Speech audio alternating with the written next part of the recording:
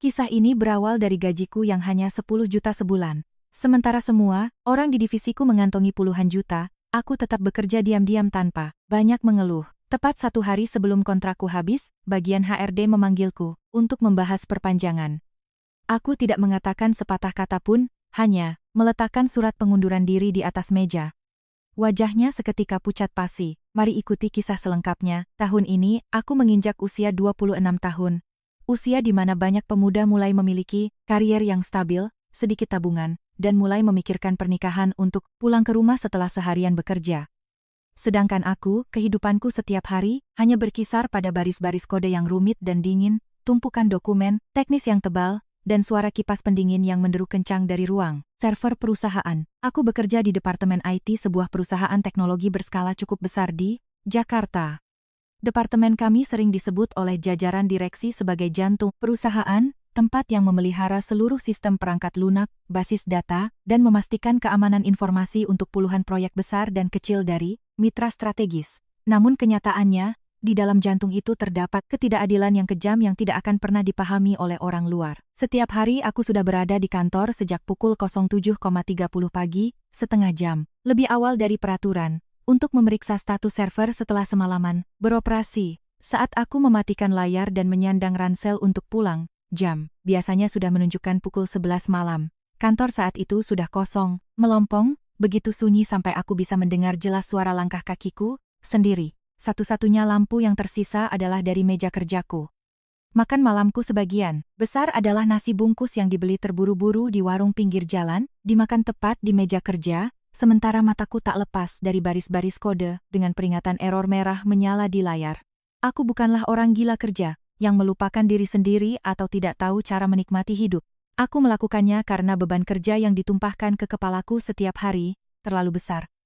Aku menangani hampir 90% pekerjaan teknis nyata di seluruh Departemen IT, mulai dari merancang arsitektur sistem awal, mengoptimalkan basis data untuk mempercepat waktu akses, hingga menambal celah keamanan paling kritis yang ditemukan oleh klien. Kapanpun sistem bermasalah, entah itu siang bolong atau tengah malam, nomor teleponkulah yang pertama kali dihubungi.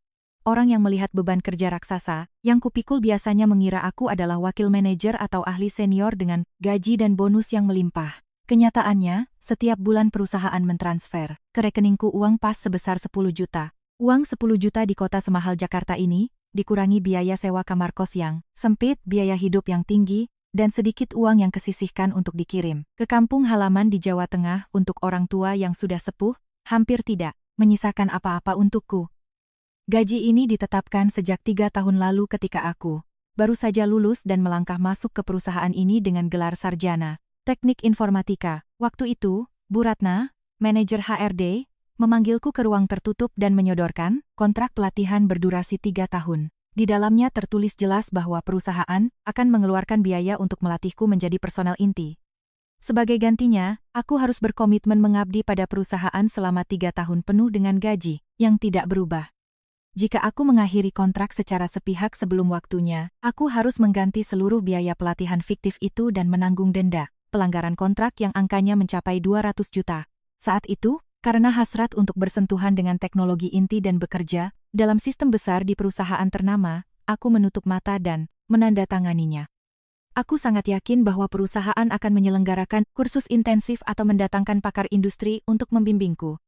Namun, kenyataannya berbanding terbalik. Tidak ada satupun pelatihan yang pernah diadakan. Semua yang kupelajari adalah hasil usahaku sendiri, mengulik sendiri, mempelajari dokumen spesialis dari luar negeri, dan begadang semalaman untuk melakukan uji coba pada sistem server simulasi yang kubangun sendiri. Setelah keahlianku matang, Pak Surya, manajer IT-ku yang terhormat, mulai menyerahkan seluruh pekerjaan paling rumit kepadaku. Surya lebih tua 5 tahun dariku. Ia selalu muncul di kantor dengan setelan jas licin, rambut tersisir rapi dan klimis, serta tas kulit bermerek yang mewah. Surya tidak pintar secara teknis. Bahkan konsep pemrograman paling dasar pun sering ia sebutkan secara keliru di depan klien, yang membuatku berkali-kali harus meluruskan ucapannya. Tapi Surya sangat pandai berkomunikasi, menjilat jajaran direksi, dan melempar tanggung jawab ke bawahan. Surya tahu betul bahwa aku adalah satu-satunya orang di ruangan itu yang mampu memecahkan masalah sistem yang sulit. Oleh karena itu, semua proyek penting selalu diserahkannya padaku, diiringi kata-kata motivasi kosong tentang semangat, dedikasi, kesempatan belajar, dan janji-janji masa depan promosi yang buram. Aku tahu tenagaku diperas dengan kejam. Aku sadar gaji 10 juta untuk posisi arsitek sistem merangkap programmer utama adalah penindasan yang sangat keterlaluan dan tidak bisa diterima. Tapi aku memilih diam. Aku tidak berdebat, tidak mengeluh, dan tidak mengajukan tuntutan yang gegabah. Alasan pertama adalah karena ikatan dari kontrak 3 tahun yang kejam itu. Aku berasal dari keluarga petani miskin. Uang denda 200 juta berada di luar jangkauanku. Aku tidak ingin keluargaku menanggung utang besar karena kecerobohanku. Alasan kedua, yang jauh lebih penting, adalah aku menyadari nilai sebenarnya yang sedang kupegang. Ketika aku sendirian membangun dan mengoperasikan sistem-sistem inti, aku telah memahami sepenuhnya semua prinsip kerja mereka. Aku memahami setiap baris kode, setiap tabel data, setiap celah keamanan. Proses kerja keras itu secara tidak sengaja mengubahku menjadi master teknologi yang sesungguhnya. Beban kerja raksasa itu justru menjadi kesempatan pelatihan terbaik yang tidak diajarkan di universitas manapun. Setiap larut malam, duduk di kantor menatap barisan teks yang berjalan di layar hitam. Aku meyakinkan diriku sendiri bahwa kesabaran ini hanya sementara. Kontrak 3 tahun sudah hampir berakhir. Aku sedang mengumpulkan modal pengetahuan yang tak ternilai. Di hari aku pergi, aku akan membawa seluruh pengalaman dan kemampuan sejati seorang pakar papan atas. Sedangkan untuk saat ini, aku tetap berperan sebagai karyawan yang rajin, pendiam, dan patuh menerima pekerjaan. Aku dengan sabar membangun pondasi untuk diriku sendiri, mengabaikan gunjingan atau tatapan merendahkan dari orang-orang di sekitarku. Orang-orang yang satu-satunya bakat mereka adalah memiliki backingan kuat di belakang mereka dan menikmati kenyamanan di atas keringat dan kerja kerasku.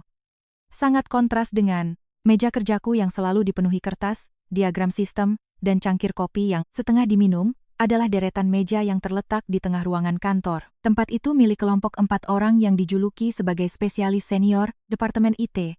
Mereka adalah Hadi, Lina, Tony, dan Maya.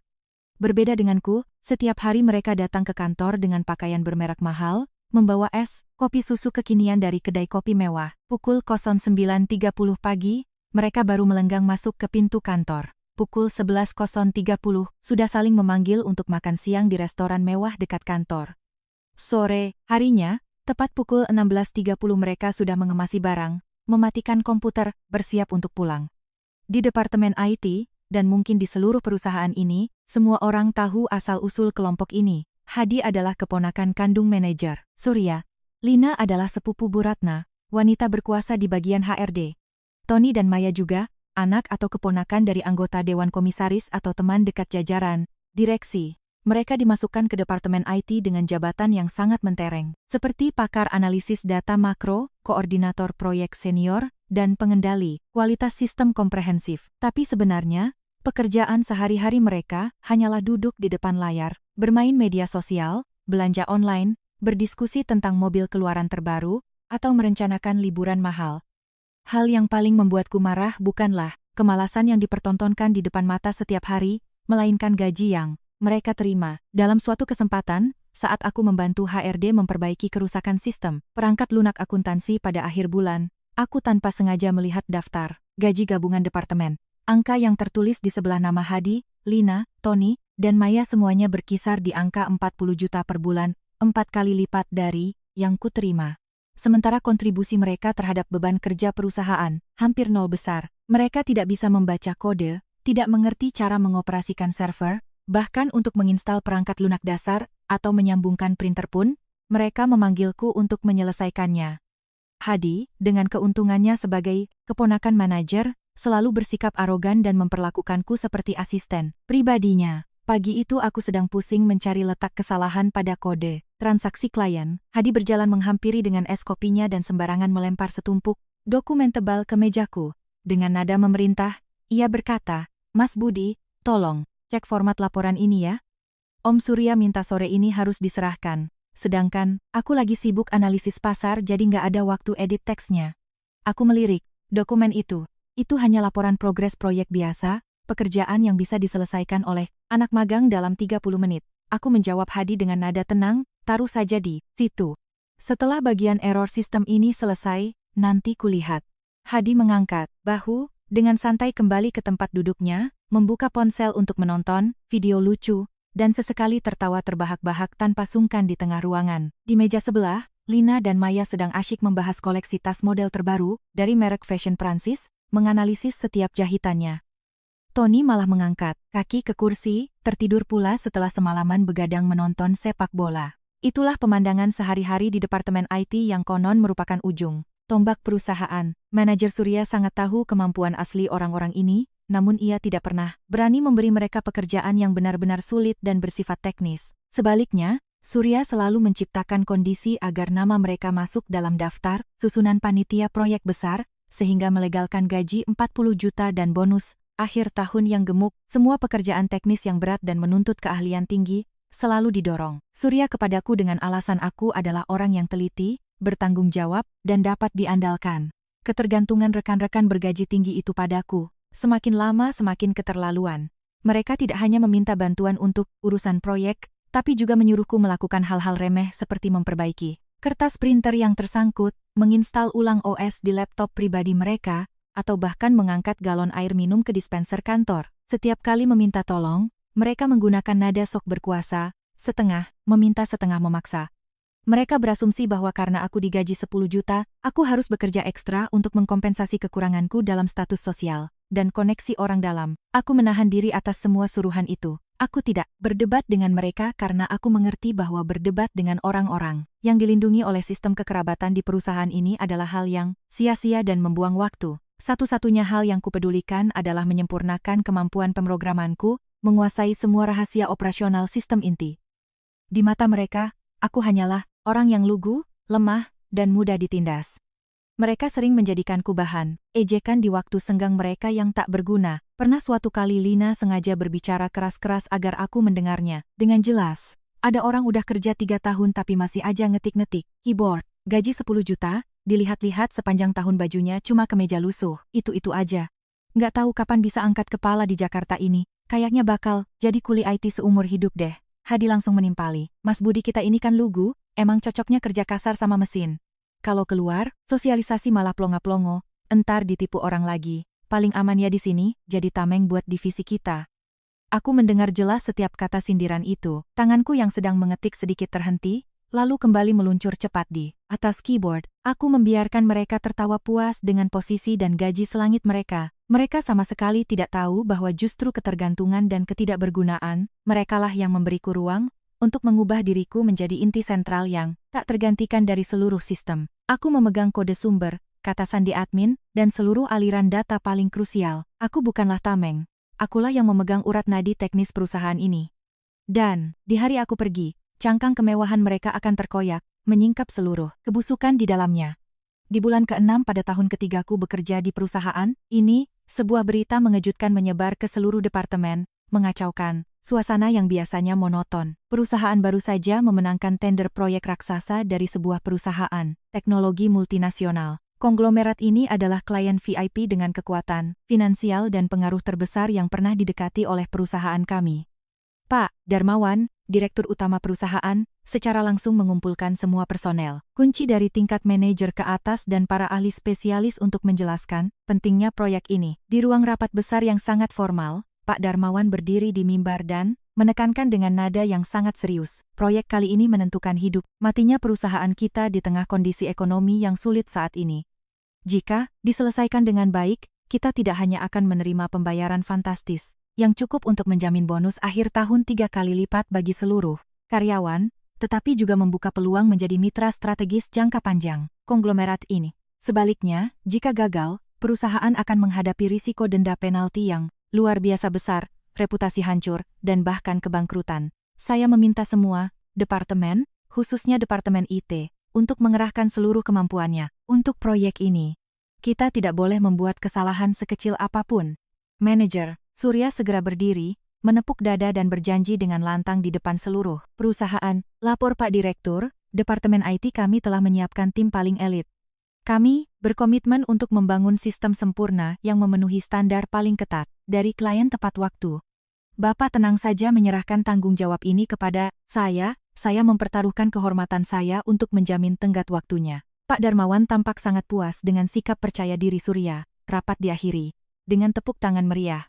Namun, segera setelah kembali ke ruang kerja, Raut, wajah percaya diri dan sombong Surya menghilang sepenuhnya, digantikan oleh kecemasan yang terpancar jelas di wajahnya. Ia buru-buru mengadakan rapat tertutup untuk Departemen IT. Hadi, Lina, Tony, Maya, dan aku semuanya hadir. Surya membanting dokumen persyaratan klien ke atas meja, mengerutkan kening dan berkata, "Kalian dengar, baik-baik. Ini proyek terbesar yang pernah ada. Klien meminta sistem manajemen data online yang sangat skalabel, mampu menahan jutaan akses bersamaan, ditambah sistem keamanan berlapis untuk menangkal serangan siber. Mereka menuntut dalam waktu 1,5 bulan harus sudah ada versi uji coba pertama yang berjalan lancar. Permintaan mereka panjangnya 50 halaman, isinya istilah teknis, semua." Surya berhenti sejenak, mengedarkan pandangan ke sekeliling.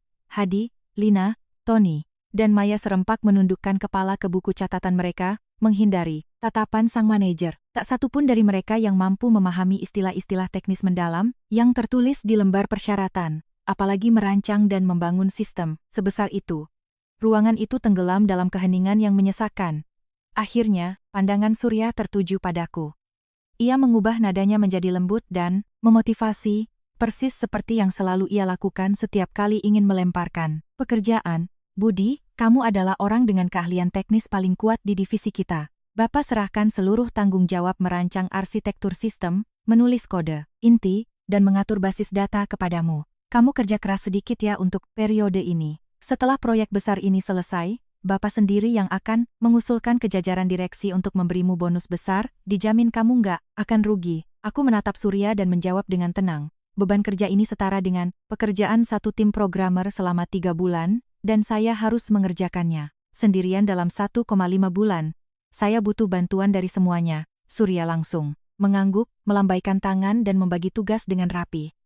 "Tentu saja, kamu fokus saja pada keahlianmu menulis kode dan membangun sistem, sedangkan Hadi akan bertanggung jawab mencari dokumen referensi di internet. Lina mengurus logistik dan mencetak laporan mingguan. Tony dan Maya bertanggung jawab mengawasi progres dan memeriksa kualitas antarmuka visual. Kita adalah satu tim yang solid, asalkan semua bersatu, proyek apapun pasti selesai." Aku mendengar pembagian tugas itu dan tertawa sinis dalam hati. Mencari referensi, mencetak laporan, mengawasi progres. Itu hanyalah frasa-frasa indah untuk melegalkan pengangguran kelompok benalu tersebut.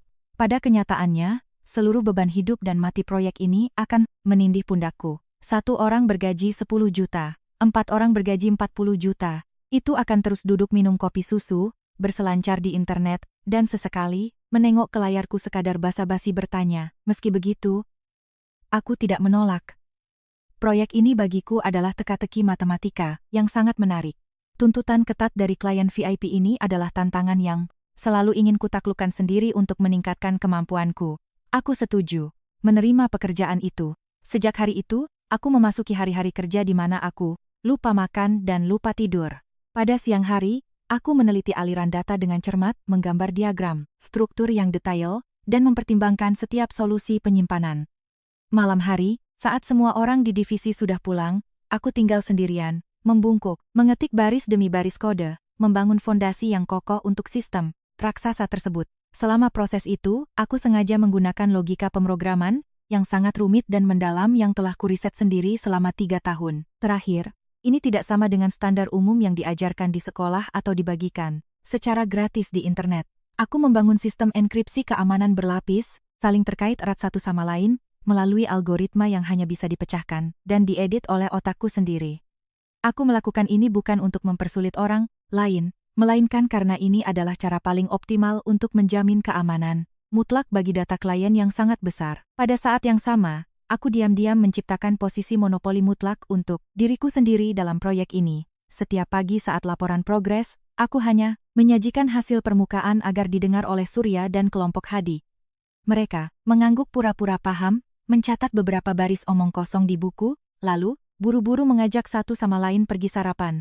Mereka tidak tahu bahwa di balik lapisan luar sempurna yang kuperlihatkan kepada mereka, terdapat inti sistem raksasa yang dipenuhi jaringan pengaman berlapis, yang kunci satu-satunya hanya ada padaku. Aku bekerja dengan sabar, menyelesaikan setiap subbagian proyek dengan sangat baik. Menanti dalam diam hingga hari di mana seluruh usahaku menjadi senjata yang tajam. Hampir 1,5 bulan berlalu, setelah hari-hari tanpa tidur, dan malam-malam sibuk mengetik, menganalisis ratusan spreadsheet, dan menguji skenario beban kerja yang tak terhitung jumlahnya. Aku akhirnya menyelesaikan versi uji coba pertama dari proyek tersebut.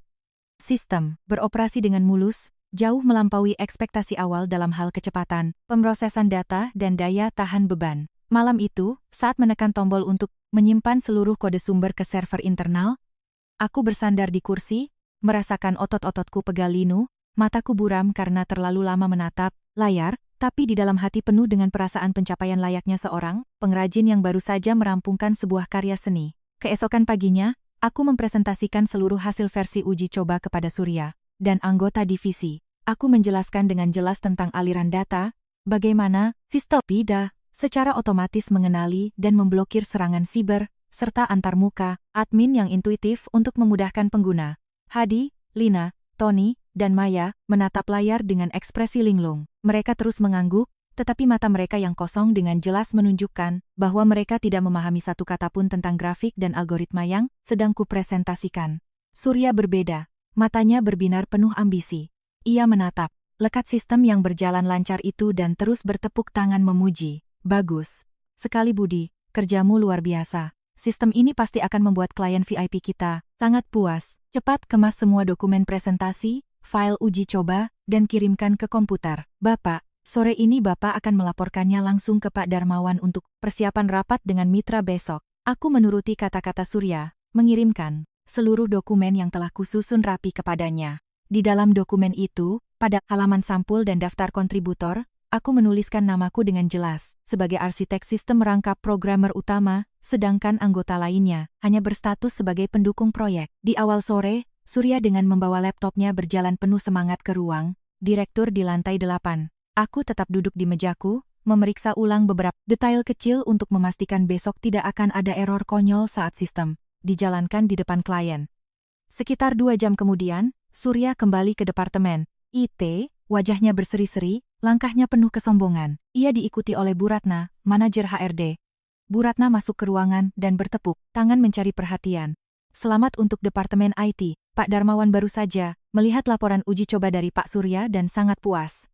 Direktur memutuskan untuk memberikan bonus tunai sebesar 30 juta kepada Departemen IT karena telah menyelesaikan fase 1 dengan sangat baik. Uang ini akan diwakili penerimaannya oleh Pak Surya dan dibagikan kepada anggota tim. Sekali lagi, apresiasi untuk kepemimpinan brilian Pak Surya serta kerja keras seluruh tim, terutama para spesialis senior Hadi, Lina, Tony, dan Maya, yang telah siang malam mengawasi progres dengan ketat. Aku mengangkat kepalaku dari layar, mengerutkan dahi. Ratna sama sekali tidak menyebutkan namaku walau hanya satu huruf, seolah-olah aku tidak pernah ada dalam proyek raksasa yang telah memeras keringat dan otakku selama 6 minggu terakhir. Surya berdiri di tengah ruangan, tertawa lebar, berpura-pura rendah hati. Terima kasih Bu Ratna, ini semua juga berkat arahan ketat dari jajaran direksi dan usaha seluruh divisi. Kita, malam ini Bapak traktir Hadi, Lina, Tony, dan Maya makan di restoran untuk merayakan kemenangan ini ya. Kalian siap-siap dandan yang rapi. Saat itu Hadi berjalan melewati mejaku, secara tidak sengaja memperlihatkan tumpukan dokumen presentasi kertas yang baru saja dicetak Surya dari ruang direktur untuk dibagikan kepada semua orang. Sebagai pratinjau, aku dengan cepat melirik halaman sampulnya, namaku telah dihapus bersih. Sebagai gantinya, di kolom desainer dan pemimpin proyek tertulis jelas nama Surya. Di bawah kolom tim pelaksana proyek, berderet nama Hadi, Lina, Tony, dan Maya, dengan jabatan yang dibuat-buat agar terdengar keren. Namaku, Budi, tersembunyi di baris paling bawah yang sangat kecil dengan jabatan Staff Entry Data dan Dukungan Teknis. Aku langsung mengerti apa yang baru saja terjadi. Surya telah dengan terang-terangan merampas seluruh hasil kerja keras begadangku selama 1,5 bulan terakhir. Ia mengambil cetak biru, materi presentasi, dan sistem utuh yang kubuat, menyingkirkan namaku, menempelkan namanya dan nama anak buah titipannya untuk mengklaim penghargaan dan bonus. Kemarahan memuncak di dadaku, perasaan sangat terhina, ketidakadilan dipertontonkan secara telanjang tepat di depan mataku. Aku berdiri dan melangkah ke arah Surya. Pak Surya, boleh saya bertanya sedikit tentang dokumen laporan yang baru saja diserahkan ke direktur? Mengapa nama saya berada di posisi Staff Entry Data? Surya sedikit terkejut, namun ia segera mengembalikan ketenangannya, menarikku ke sudut ruangan, dan merendahkan. Suaranya berbisik, Budi, Kamu jangan terlalu peduli dengan gelar di atas kertas. Kamu harus mengerti, posisi sulit Bapak, laporan ke direksi dan klien itu harus mencantumkan nama orang-orang yang punya jabatan manajerial, manajer, spesialis senior, biar lebih berwibawa dan klien percaya. Kalau naruh nama staf biasa sepertimu di posisi desainer utama, nanti orang menilai perusahaan kita kurang kompeten karena menyuruh staf rendahan mengerjakan proyek raksasa. Surya menepuk bahuku, menambahkan dengan nada seolah-olah ia sedang memberiku sedekah. Kamu tenang saja, kerjamu Bapak catat semua. Bonus 30 juta kali. Ini, Bapak akan sisihkan khusus buat kamu 3 juta. Anggap saja buat uang ngopi. Begadang. Kamu ngalah dikit di atas kertas, tapi kenyataannya kita sama-sama. Tahu kok, lain kali Bapak usulkan kamu naik jadi ketua tim, 3 juta rupiah, untuk menciptakan sistem bernilai miliaran rupiah, dan seluruh harga diri, profesionalku dirampas. Surya mengucapkan kata-kata itu tanpa merasa canggung sedikit pun. Ia berpikir bahwa dengan sifatku yang lugu dan lemah selama ini, aku akan kembali menelan pil pahit ini dengan patuh, menerima uang suap 3 juta itu, dan terus menjadi mesin pencetak uang baginya. Aku menatap mata Surya dalam-dalam, menahan amarah, agar tidak meledak keluar. Aku mengangguk pelan, menjawab dengan nada datar. Saya mengerti, Pak Manajer. Surya tersenyum puas, berbalik dan melangkah pergi, menepuk bahu dan mengajak kelompok Hadi untuk merayakannya.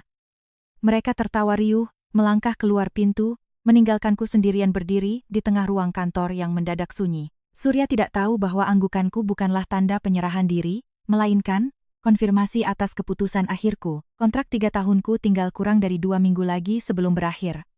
Aku telah menyelesaikan proyek, memegang segala hal yang esensial. Perampasan karya, secara terang-terangan hari ini adalah sayatan terakhir yang mengakhiri segala toleransiku terhadap departemen busuk ini.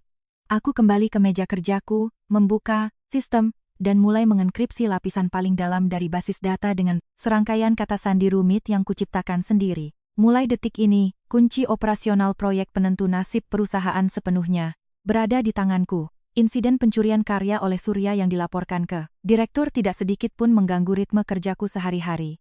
Sebaliknya, itu membuatku semakin waspada dan berhati-hati dalam setiap ketukan keyboard. Hari-hari berikutnya, aku tetap mempertahankan kebiasaanku tiba di kantor pagi, buta dan pulang saat gelap gulita, ketika petugas kebersihan sudah mulai mematikan lampu di lorong. Di luar, aku tetaplah Budi si pekerja keras yang pendiam.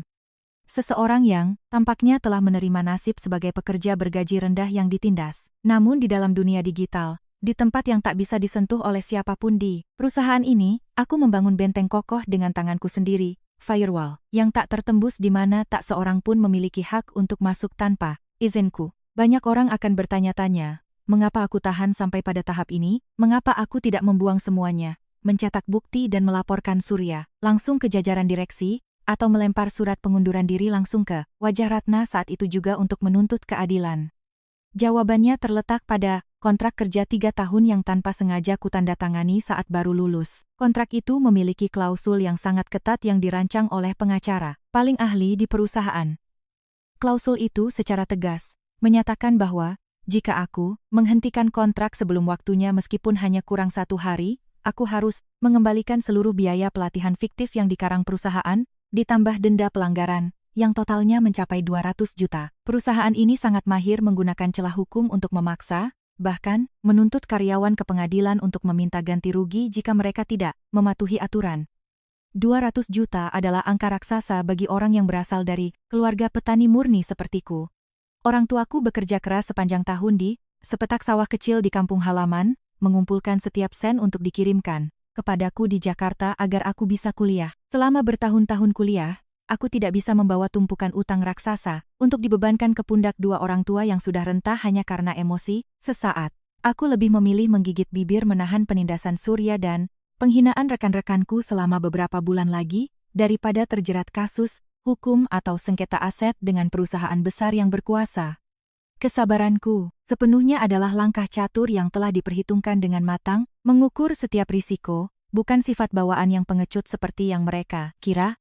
Dalam proses melanjutkan penyempurnaan sistem proyek VIP, aku menyadari Surya tidak pernah memeriksa source code yang kutulis. Ia hanya peduli apakah antarmukanya indah, apakah tombol-tombolnya berfungsi lancar saat ditunjukkan ke klien. Surya benar-benar buta tentang arsitektur di baliknya, tidak bisa membedakan mana kode utama, mana kode sekunder. Ia tidak tahu bagaimana basis data yang terdistribusi itu beroperasi. Memanfaatkan kelemahan mematikan dari sang manajer ini, aku menerapkan seluruh teknik pemrograman paling canggih yang kupelajari secara otodidak ke dalam proyek ini, mengubahnya menjadi benteng yang tak dapat ditembus. Alih-alih menggunakan struktur data dasar yang umum dan diketahui oleh semua mahasiswa IT, aku menyiapkan sistem keamanan 3 lapis yang sangat rumit. Lapisan terluar berfungsi sebagai filter biasa untuk menangani akses dasar. Ini menciptakan ilusi aman bagi pengelola. Lapisan kedua adalah sistem enkripsi data, real-time, yang terus-menerus mengubah struktur kode. Dan lapisan ketiga, yang merupakan inti utamanya, adalah algoritma fragmentasi data yang kutulis sendiri. Algoritma ini memecah semua data penting klien, dan menyembunyikannya di berbagai server yang berbeda, agar sistem dapat beroperasi secara sinkron dan menampilkan data dengan akurat. Di layar, sistem memerlukan kunci utama untuk menyatukan semuanya. Proses pengujian algoritma ini menghabiskan puluhan malam tanpa tidur dan kopi pekat, tetapi hasilnya sepadan. Data berjalan mulus, kecepatan pemrosesan sangat cepat, tetapi struktur aslinya benar-benar disembunyikan dari mata yang mengintip. Rangkaian sandi rahasia ini tidak disimpan dalam dokumen apapun di perusahaan, baik di komputer pribadi maupun buku catatan. Itu tersimpan aman di ingatanku. Terlebih lagi, untuk mencegah campur tangan dari Departemen Jaringan Pusat, perusahaan, aku mengatur hak akses admin tertinggi agar hanya mengenali akun pribadiku saja. Siapapun yang mencoba mengubah kode sumber atau mengganggu basis data tanpa melalui akun yang sah milikku akan memicu mode lockdown otomatis. Sistem akan membekukan seluruh fungsinya untuk melindungi data klien dari kebocoran. Surya dan jajaran direksi berpikir bahwa mereka memiliki produk yang sempurna, mesin pencetak uang yang akan segera membawa kontrak-kontrak gemuk. Mereka sama sekali tidak tahu bahwa mesin itu sebenarnya adalah kotak yang terkunci rapat, dan satu-satunya orang yang memegang kuncinya adalah karyawan bergaji 10 juta yang mereka remehkan siang dan malam. Aku dengan teliti menyempurnakan baris kode terakhir, dengan cermat memeriksa semua skenario error yang mungkin terjadi. Aku ingin memastikan bahwa pada hari aku pergi, tidak ada satu pakar pun di perusahaan ini yang dapat dengan mudah mengambil alih karyaku. Dalam waktu singkat, semuanya telah kuatur dengan sempurna, tinggal menunggu hitung mundur hingga hari kontrak berakhir. Waktu berlalu sangat cepat, hanya tinggal kurang dari 2 minggu sebelum kontrak kerja 3 tahunku yang kejam itu secara resmi kedaluarsa. Secara hukum, suasana di Departemen IT akhir-akhir ini menjadi lebih santai dan banyak yang bermalas-malasan. Fase uji coba proyek VIP telah sukses besar. Klien VIP sangat puas dengan kecepatan respons sistem. Surya terus mengadakan pesta makan-makan menggunakan dana kas divisi untuk merayakan prestasi pribadinya. Sedangkan aku menolak ikut acara yang membuang waktu itu, dan menggunakan waktu luangku yang berharga untuk mempersiapkan titik balik besar dalam hidupku. Aku membuka folder tersembunyi di komputer, mulai menyusun kurikulum vitae, CV, milikku. Aku mencantumkan semua pekerjaan praktis, proyek-proyek penting yang telah kutangani langsung selama 3 tahun terakhir, mulai dari optimalisasi server lama perusahaan, memperbaiki celah keamanan kritis untuk perangkat lunak internal, dan yang terpenting, peranku sebagai kepala arsitek sistem yang merancang seluruh sistem inti untuk proyek multinasional VIP. Aku sangat tahu nilai dari deretan pengalaman ini. Teknologi yang kuterapkan pada proyek saat ini adalah teknologi mutakhir yang membutuhkan pemahaman mendalam, dan programmer yang memahaminya di pasar kerja saat ini dibayar antara 80 hingga 100 juta per bulan, bahkan lebih tinggi jika bekerja untuk perusahaan multinasional. Untuk menjaga kerahasiaan absolut rencanaku, aku sama sekali tidak menggunakan jaringan internal perusahaan saat mengedit CV. Aku mengunggah seluruh profilku ke server cloud yang kusewa sendiri di luar negeri. Setelah itu, aku mulai proses menghapus jejak secara sistematis. Aku menghapus seluruh riwayat browser internetku, melakukan logout pada semua akun media sosial di komputer kantor. Aku juga dengan teliti membersihkan file cache, mengosongkan recycle bin, komputer, memastikan bahwa komputer yang kugunakan akan menjadi mesin bersih, yang tidak menyimpan informasi pribadi apapun, pada hari aku menyerahkannya. Saat aku sedang teliti meninjau kembali ejaan di CV-ku, suara bising dari deretan meja tengah kembali terdengar. Hadi, Lina, Tony, dan Maya baru saja kembali dari makan siang. Mereka membawa beberapa gelas boba mahal dan berkumpul di meja Maya untuk bergosip tentang berita terkini. Belakangan ini, berita tentang resesi ekonomi dan gelombang PHK massal di perusahaan-perusahaan teknologi terus bermunculan di portal berita online, menjadi topik hangat. Hadi menyedot bobanya, mengangkat kaki ke kursi, dan suaranya bergema ke seluruh ruangan, sengaja diarahkan kepadaku. Kondisi ekonomi tahun ini parah banget ya. Perusahaan-perusahaan saingan di luar sana lagi pada PHK karyawan besar-besaran, banyak orang yang pengalamannya 10 tahun malah jadi pengangguran. Kirim CV ke mana-mana nggak ada yang manggil interview, perusahaan kita untungnya masih sehat, proyek jalan terus, kita bisa duduk santai sambil dapat 40 juta sebulan. Berkah banget. Lina yang duduk di sebelahnya sambil menggeser layar ponsel melihat tas, menambahkan dengan nada sarkastis. Bener banget, kalau keluar dari pintu perusahaan ini sekarang pasti langsung mati kelaparan, apalagi orang yang cuma bisa nunduk depan komputer. Skill sosial nol, kalau disuruh ngomong lambat banget, siapa juga yang mau? Rekrut di luar sana, bisa bertahan di perusahaan ini karena dilindungi bos-bos aja udah untung 7 turunan, harusnya tahu diri dan mengabdi ke perusahaan. Maya melirik ke arahku, tertawa mengejek dengan keras.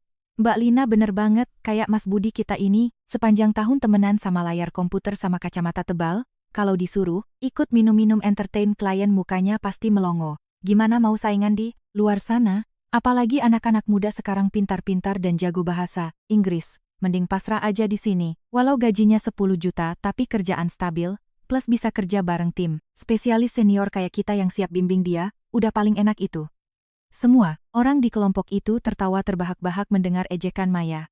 Mereka melontarkan kata-kata itu tanpa repot-repot mengecilkan suara, sengaja agar aku bisa mendengarnya dengan jelas. Dalam pola pikir sempit mereka, orang kampung, pendiam yang memakai kemeja lusuh sepertiku adalah orang yang menumpang hidup di perusahaan. Mereka yakin bahwa resesi ekonomi di luar sana akan membuatku ketakutan setengah mati hingga harus berlutut memohon agar tetap diizinkan bekerja. Mereka pikir, aku tidak punya kemampuan untuk bertahan hidup jika kehilangan posisi staf dukungan di divisi ini. Aku mendengar semua percakapan itu tanpa bereaksi. Aku, dengan tenang menutup layar CV-ku, membuka file teks baru. Aku mengetik kalimat, surat penolakan perpanjangan kontrak kerja. Aku menuliskan secara singkat, padat, dan jelas tentang keputusanku. Sesuai dengan Undang-Undang Ketenagakerjaan yang berlaku, aku mencetak surat itu di atas kertas putih paling bersih milik perusahaan, dengan hati-hati menandatanganinya, menggunakan tinta biru, lalu menyelipkannya rapi di laci pribadiku, dan menguncinya. Semuanya telah siap untuk perpisahan yang tegas, tanpa penyesalan, dan tak dapat ditarik kembali. Kamis. Hari kerja terakhir, sebelum kontrak 3 tahunku resmi berakhir. Aku tiba di kantor tepat pukul 07.30 pagi seperti biasa, suasana pagi, itu masih sepi dan familiar, hanya terdengar dengungan AC. Aku menyalakan komputer, login ke sistem proyek VIP untuk melakukan peninjauan berkala pada seluruh basis data. Semua parameter menunjukkan warna hijau yang berarti aman, kecepatan akses data sangat cepat, tidak ada tanda-tanda kelebihan beban. Konglomerat klien telah mengirim email memberikan tanggapan yang sangat positif tentang stabilitas sistem selama seminggu terakhir. Surya baru saja menerima lebih banyak pujian dari Pak Darmawan pada rapat koordinasi pagi, wajahnya berseri-seri penuh kepuasan. Sekitar jam 10 pagi, keempat spesialis senior baru saja melangkah masuk ke kantor dengan gaya santai. Hadi melempar tubuhnya ke kursi, belum sempat menyalakan komputer ia sudah berteriak padaku, Mas Budi, kesini bentar, cek printernya dong. Nyangkut lagi, nih kertasnya, aku harus ngeprint laporan anggaran buat bos. Aku berdiri dan berjalan ke tempat Hadi. Aku membuka penutup printer, menarik kertas yang tersangkut, merapikan baki kertas, dan menekan tombol restart. Semua itu terjadi dalam keheningan. Hadi tidak repot-repot mengucapkan terima kasih, matanya masih terpaku pada layar ponselnya yang sedang menayangkan siaran langsung artis di media sosial. Aku kembali ke tempat dudukku, melanjutkan pengecekan source code. Aku meyakinkan diriku sendiri bahwa ini akan menjadi kali terakhir aku harus memperbaiki printer untuk mereka. Pukul 2 siang, suasana kantor sedang sepi, hanya terdengar suara ketukan keyboard dari mejaku dan bisik-bisik tawa dari deretan meja tengah. Telepon internal di mejaku tiba-tiba berdering. Suara deringnya yang nyaring memecah keheningan. Aku mengangkatnya, dari ujung sana terdengar suara tajam dan bernada memerintah dari Bu Ratna, manajer HRD. Halo Budi. Bawa buku catatanmu ke ruang rapat nomor 3 di lantai 6 sekarang. Juga, ada hal penting yang harus saya bicarakan terkait kontrak kerjamu. Ratna langsung menutup telepon tanpa menungguku menjawab. Aku melirik jam di sudut layar komputer. Waktu negosiasi telah tiba, persis seperti tebakanku. Seharusnya, menurut peraturan ketenagakerjaan, HRD harus mengirimkan pemberitahuan tertulis kepada karyawan 30 hari sebelumnya jika tidak ingin memperpanjang kontrak. Tapi Ratna sengaja menahannya hingga sore ini, di hari kerja terakhir, baru memanggilku untuk bernegosiasi. Mereka ingin memojokkanku dalam posisi pasif, menciptakan rasa terdesak untuk memaksaku menerima semua klausul tidak adil yang ditawarkan perusahaan saat aku sedang kebingungan dan tidak punya waktu mencari jalan keluar. Aku dengan tenang menutup jendela admin sistem yang terbuka, hati-hati melakukan logout dari akun akses tertinggi, memastikan tak ada jejak login yang tertinggal. Aku mengambil kunci laci, membukanya dan mengeluarkan surat penolakan perpanjangan kontrak yang telah kusiapkan sejak minggu lalu. Aku menyelipkan surat itu ke dalam buku catatan kecil berwarna hitam, membawa sebuah pulpen, dan berjalan santai keluar dari ruangan IT. Lorong lantai 6 cukup sepi. Suara AC menderu stabil di langit-langit, menciptakan atmosfer yang sedikit mencekam. Ruang rapat di lantai ini biasanya digunakan untuk rapat tertutup jajaran, direksi atau wawancara kandidat tingkat eksekutif. Jarang ada karyawan biasa yang naik ke sini. Aku berjalan ke depan pintu ruang rapat nomor 3, mengetuk pelan 3 kali, lalu memutar kenop pintu dan masuk. Di dalam ruangan, AC menyala dengan suhu yang sangat dingin, cahaya dari lampu plafon menyorot langsung ke meja kayu panjang, menciptakan suasana negosiasi yang mengintimidasi. Ratna duduk di posisi ketua, memegang map tebal bertuliskan namaku. Di sebelah kanannya ada Surya, manajer IT-ku. Surya mengenakan jas abu-abu baru. Bersandar di kursinya, kedua tangan dilipat di dada, dan menyunggingkan senyum sinis yang merendahkan. Kehadiran Surya di negosiasi kontrak ini tidak mengejutkanku. Surya dan Ratna adalah satu faksi yang terkait erat di perusahaan. Mereka berkomplot memasukkan kerabat mereka ke posisi bergaji tinggi, sambil menekan karyawan yang tak punya kekuasaan untuk memerah dana gaji dan bonus. Negosiasi hari ini jelas sudah mereka skenariokan sebelumnya. Mereka ingin menggunakan tekanan gabungan dari HRD dan manajer teknis untuk memaksaku tunduk pada tuntutan mereka. Duduklah, Budi. Ratna menggunakan pulpennya untuk menunjuk ke kursi di seberangnya dengan nada merendahkan. Aku menarik kursi dan duduk, meletakkan buku catatanku dengan rapi di atas meja, melipat kedua tanganku. Aku menatap lurus ke mata Ratna, menunggu pertunjukan mereka. Ruangan hening selama beberapa detik. Surya sesekali menyesap air putih, menatapku seperti melihat mangsa yang sudah terperangkap dan tak bisa lari. Mereka sangat yakin bahwa seorang udik yang tidak pandai bicara dan sedang menghadapi ancaman resesi ekonomi sepertiku akan menuruti semua pengaturan mereka. Ratna membuka map di meja, membalik beberapa halaman yang dipenuhi tulisan, berdehem, lalu memulai percakapan dengan sikap sok berkuasa. Budi, kontrak kerja 3 tahunmu dengan perusahaan resmi berakhir besok. Hari ini saya mewakili HRD dan Pak Surya mewakili Departemen IT duduk di sini untuk mengevaluasi seluruh kinerjamu selama 3 tahun terakhir, serta mendiskusikan rencana ke depan jika perusahaan memutuskan untuk menahanmu. Ratna berhenti sejenak, pura-pura mengernyitkan dahi agar terlihat serius. Matanya menatapku seolah menilaiku dengan adil. Kamu adalah karyawan yang rajin, mau begadang untuk menyelesaikan pekerjaan. Namun, kamu memiliki terlalu banyak kelemahan fatal untuk lingkungan kerja modern. Keterampilan komunikasimu sangat buruk. Kamu tidak tahu cara bergaul dengan rekan kerja, tidak pernah ikut acara perusahaan, dan terlalu tertutup. Dalam pekerjaan, menurut penilaian dari Pak Surya, kamu bekerja kaku seperti robot, kurang kreativitas dan kurang terobosan. Di proyek besar, pola pikirmu terlalu kuno, yang akhirnya memperlambat progres tim secara keseluruhan. Aku duduk diam mendengarkan, mempertahankan ekspresi wajah yang datar tanpa gejolak. Aku tidak bereaksi terhadap serangan karakter yang terang-terangan itu. Seseorang yang merancang seluruh arsitektur sistem inti untuk proyek multinasional, menerapkan algoritma enkripsi paling modern, justru dinilai kaku dan tidak kreatif. Itu adalah ulasan paling konyol dan absurd yang pernah kudengar selama masa kerjaku. Mereka sengaja menyerang harga diriku untuk menekan posisiku agar aku merasa diriku tidak berharga. Ratna melanjutkan dengan rentetan omong kosong motivasi korporat. Perusahaan, kita sedang dalam tahap restrukturisasi, menuntut karyawan harus serba bisa, dinamis, dan memiliki kemampuan negosiasi yang baik. Sebenarnya dengan keterbatasanmu yang parah ini, perusahaan punya alasan kuat untuk tidak memperpanjang kontrakmu. Namun, Pak Surya ini orang yang sangat baik hati. Beliau berkali-kali datang ke HRD membela kamu. Meminta direksi untuk menahanmu, agar kamu tetap punya penghasilan, untuk menyambung hidup di tengah resesi ini. Kamu harus berterima kasih atas bimbingan Pak Surya. Saat itulah Surya mengangkat dagunya, dengan nada bicara seolah ia adalah dewa yang sedang membagi-bagikan berkah. Budi, Bapak tahu kamu orangnya lugu. Kalau kamu melamar kerja di luar sana, enggak akan ada yang mau terima. Bapak harus bersusah payah berdebat dengan HRD untuk menahanmu di Departemen IT, itu sangat melelahkan loh. Kamu harus berusaha mengubah dirimu, lebih aktif membantu rekan-rekanmu. Jangan cuma meluk komputer, terus, belajarlah bersosialisasi. Ratna mendorong kontrak baru ke arahku, menepuk-nepuk kertasnya. Ini kontrak, perpanjangan 1 tahun, perusahaan memberi kesempatan agar kamu bisa terus bekerja. Gajimu tetap 10 juta. Perusahaan sedang kesulitan, anggaran gaji tidak bisa dinaikkan. Kamu harus mengerti dan berbagi beban dengan perusahaan di masa sulit ini. Aku melirik kontrak itu, gaji tetap 10 juta meskipun beban kerjanya telah meningkat 10 kali lipat. Aku membalik ke halaman kedua. Yang menarik perhatianku adalah klausul baru yang dicetak tebal dan digarisbawahi. Klausul tambahan, karyawan Budi wajib menyerahkan seluruh dokumen teknis, source code, hak akses, admin tertinggi, dan kata sandi inti dari proyek VIP kepada karyawan Hadi untuk kepentingan optimalisasi proses manajemen. Karyawan Budi akan bertindak sebagai konsultan teknis untuk mendukung karyawan Hadi di masa mendatang sesuai penugasan dari manajer. Aku membaca klausul ini kata per kata.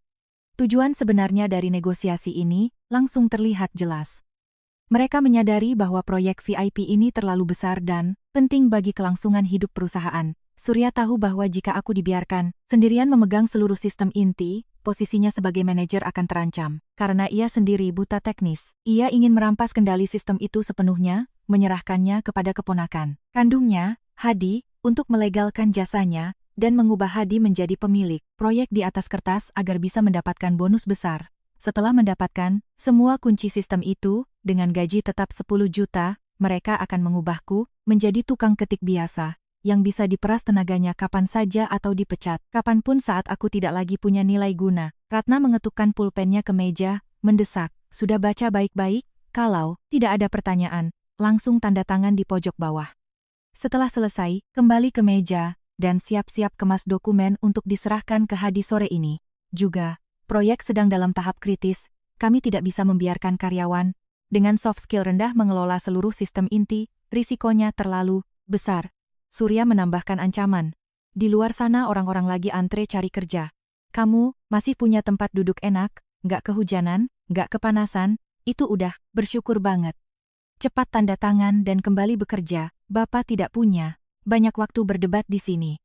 Aku melipat kontrak baru itu menggunakan 2 jari untuk mendorongnya kembali ke arah Ratna dengan tegas. Aku menatap Ratna, lalu beralih menatap Surya.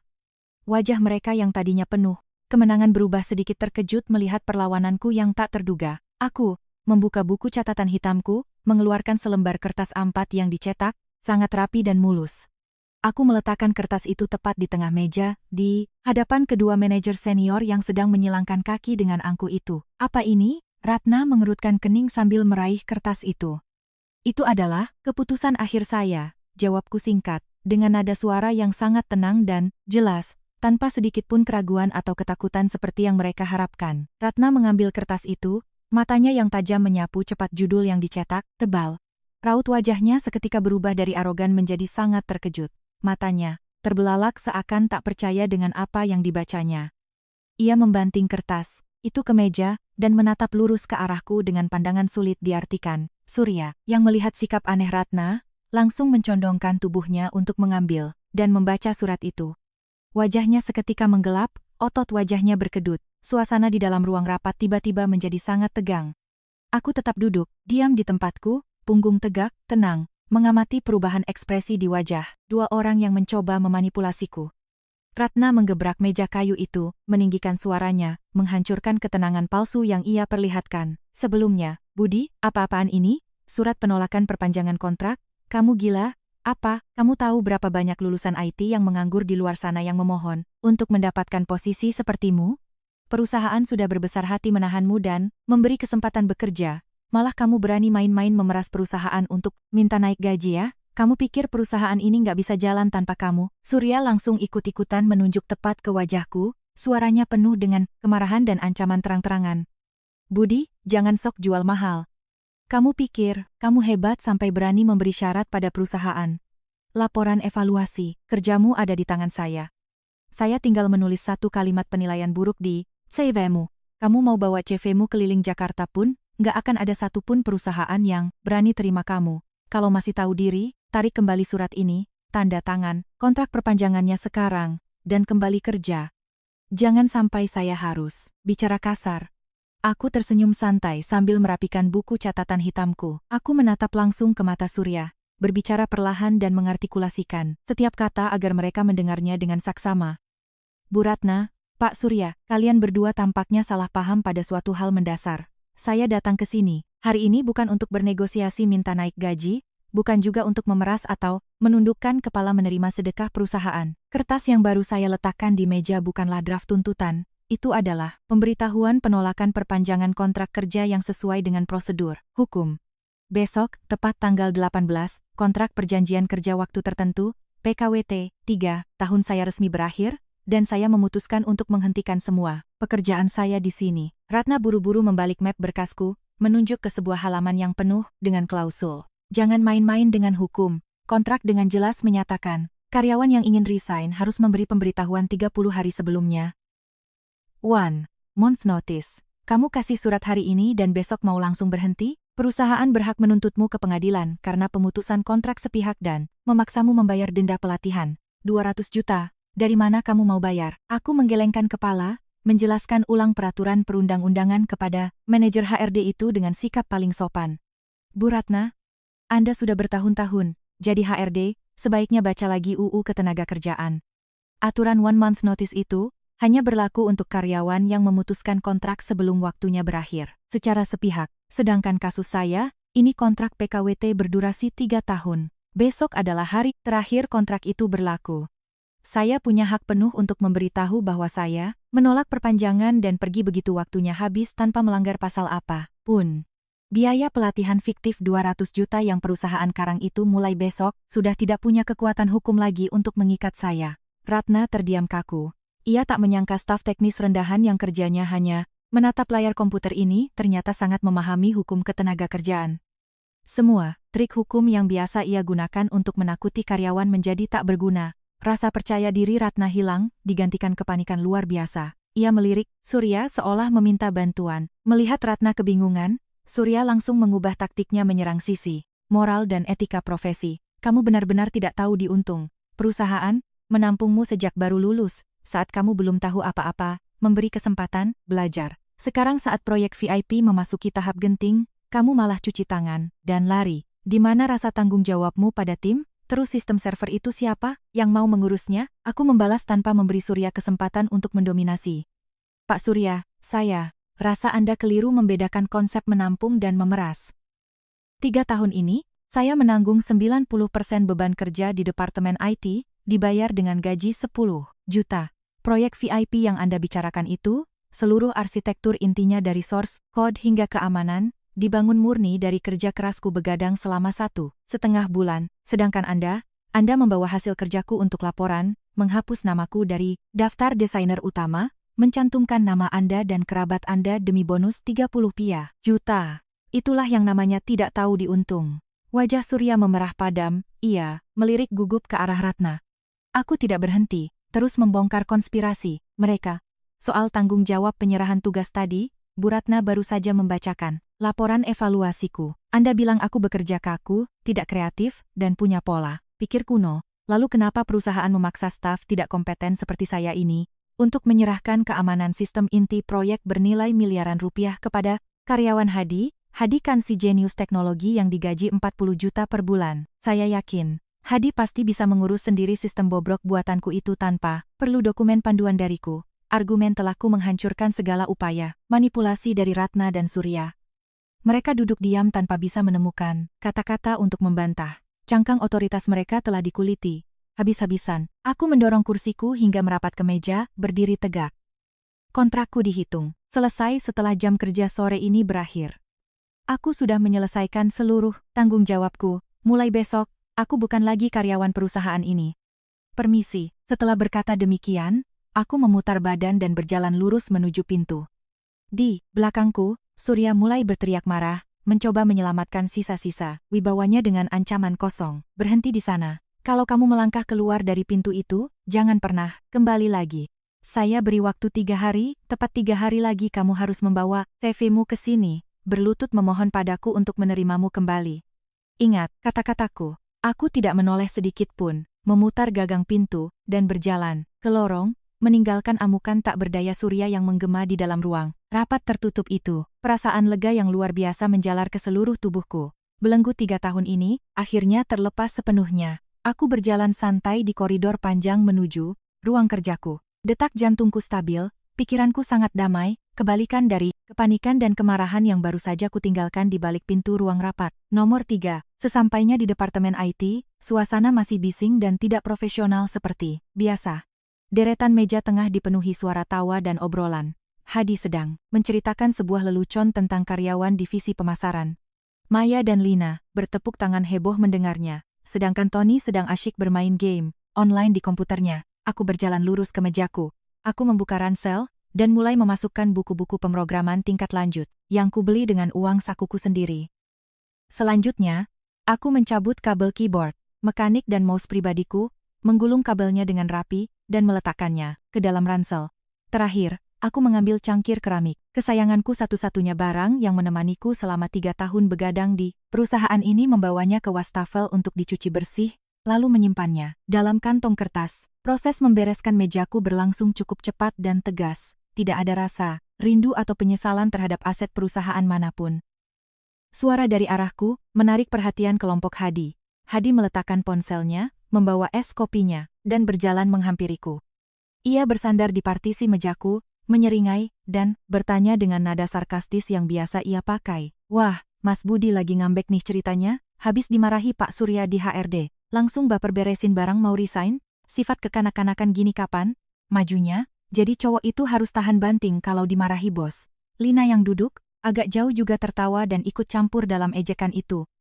Kan udah kubilang, orang yang cuma bisa meluk komputer itu, kalau terjun ke masyarakat nggak bakal bisa survive. Kalau berhenti kerja dari sini, mau bayar kosan bulan ini pakai apa?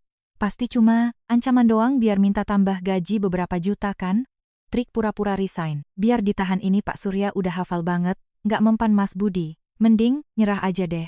Tony mengangkat kakinya ke atas kursi, sambil memencet ponsel, ia menyela. Sekarang ekonomi lagi susah, banyak tech winter dan layoff di perusahaan besar. Kalau Mas Budi bawa CV keluar, pas HRD sana lihat jabatannya cuma staf, pendukung pasti langsung dibuang. Biarin aja dia pergi.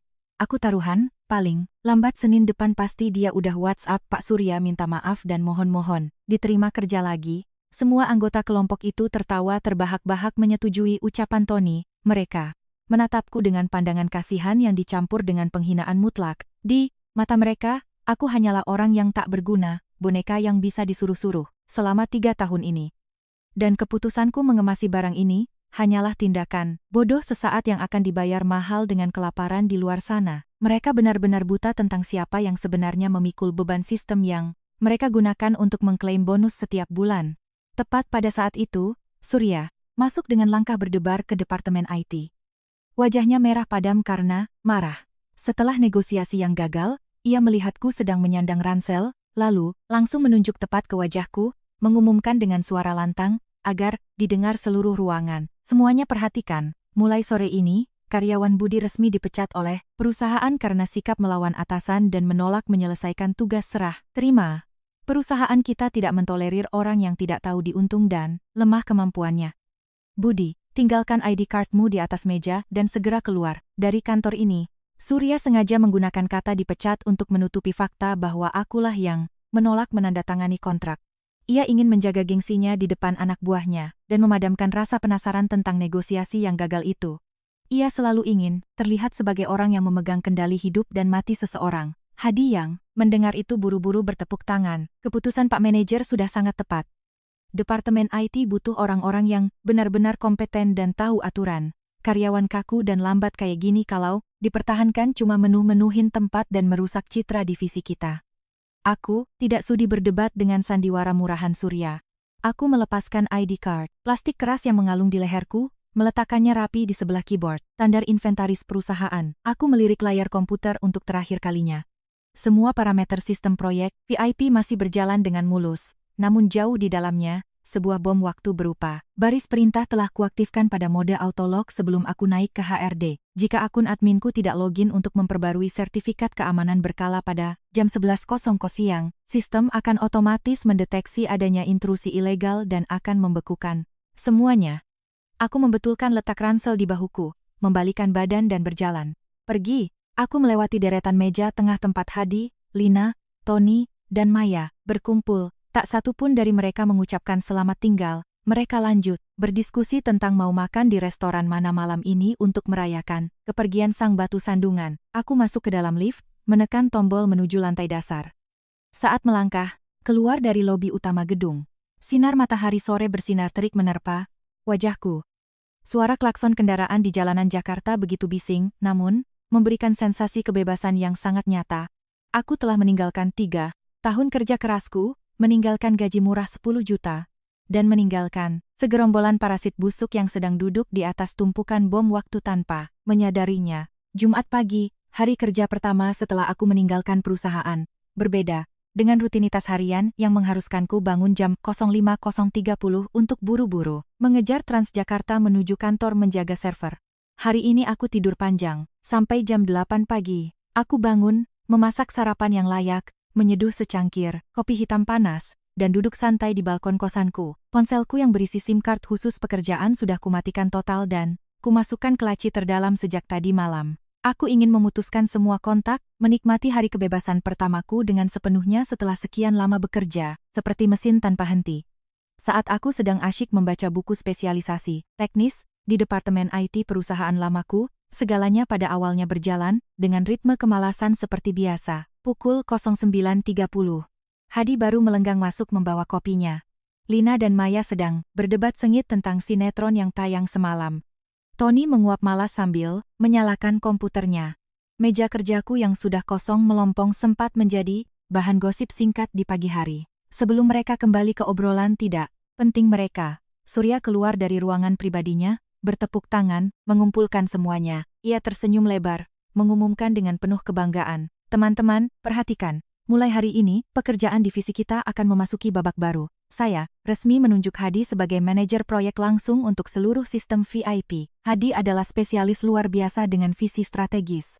Saya yakin di bawah kepemimpinan Hadi, proyek ini tidak lagi terkekang oleh pola pikir kaku si mantan karyawan yang saya pecat kemarin.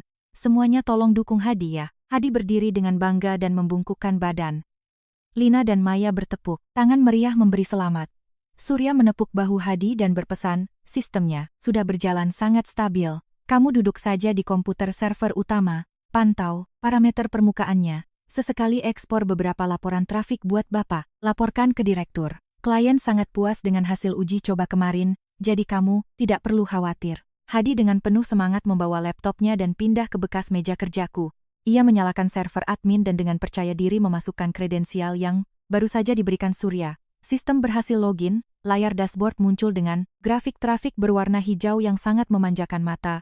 Hadi memanggil Lina dan Maya untuk mendekat, menunjuk layar seakan ia ahli. Mbak-mbak sekalian lihat nih. Sistem modern ya harusnya begini. Otomatisasi, penuh. Buat apa repot-repot ngetik baris kode dari pagi sampai malam kayak si Budi yang udik itu. Biarin aja mesin yang kerja, kita tinggal mantau sambil terima duit. Lina langsung memuji. Benar banget, orang yang kompeten memang beda. Lihat dashboard ini aja udah kerasa kredibelnya, grafiknya jalan mulus, pangil. Namun, kepercayaan diri Hadi hanyalah kebodohan yang dibalut kulit kemewahan. Hadi tidak tahu bahwa dashboard hijau yang sedap dipandang itu hanyalah user interface, antarmuka, permukaan yang sengaja kubuat untuk mengelabui mereka. Semua parameter yang ditampilkan di sana hanyalah hasil akhir yang telah diproses, tidak mencerminkan status inti yang ada di dalam. Karena penasaran ingin menunjukkan kemampuannya, Hadi mencoba mengklik folder yang berisi source code kode sumber dari proyek tersebut. Hadi mengklik ganda. Layar hitam legam muncul, tanpa baris perintah standar yang disusun rapi menurut konvensi internasional. Tidak ada file yang diberi nama dengan jelas, sesuai fungsinya. Seluruh folder berisi ribuan file telah difragmentasi. Nama filenya hanyalah rentetan karakter acak yang panjang dan tidak bermakna. Lebih buruk lagi, tabel-tabel basis datanya menampilkan status dienkripsi 3 lapis, mengharuskan adanya kunci keamanan super admin tingkat tinggi untuk mendekripsi dan membaca isi yang sebenarnya. Hadi mengerutkan kening, mencoba membuka salah satu file, source code kecil menggunakan aplikasi editor standar. Isi yang ditampilkan hanyalah teks berantakan, sama sekali tidak mengikuti aturan logika apapun yang pernah Hadi pelajari sekilas di bangku kuliah. Struktur data terdistribusi yang kurancang telah bekerja dengan sangat baik. Ini mengubah sistem menjadi labirin tanpa jalan keluar bagi orang awam. Hadi mulai berkeringat dingin, menyadari bahwa ia tidak memahami satu huruf pun dalam kekacauan ini. Namun sifat gengsi dan kesombongannya sebagai pakar bergaji 40 juta tidak mengizinkannya mengakui ketidakmampuannya di depan Lina dan Maya.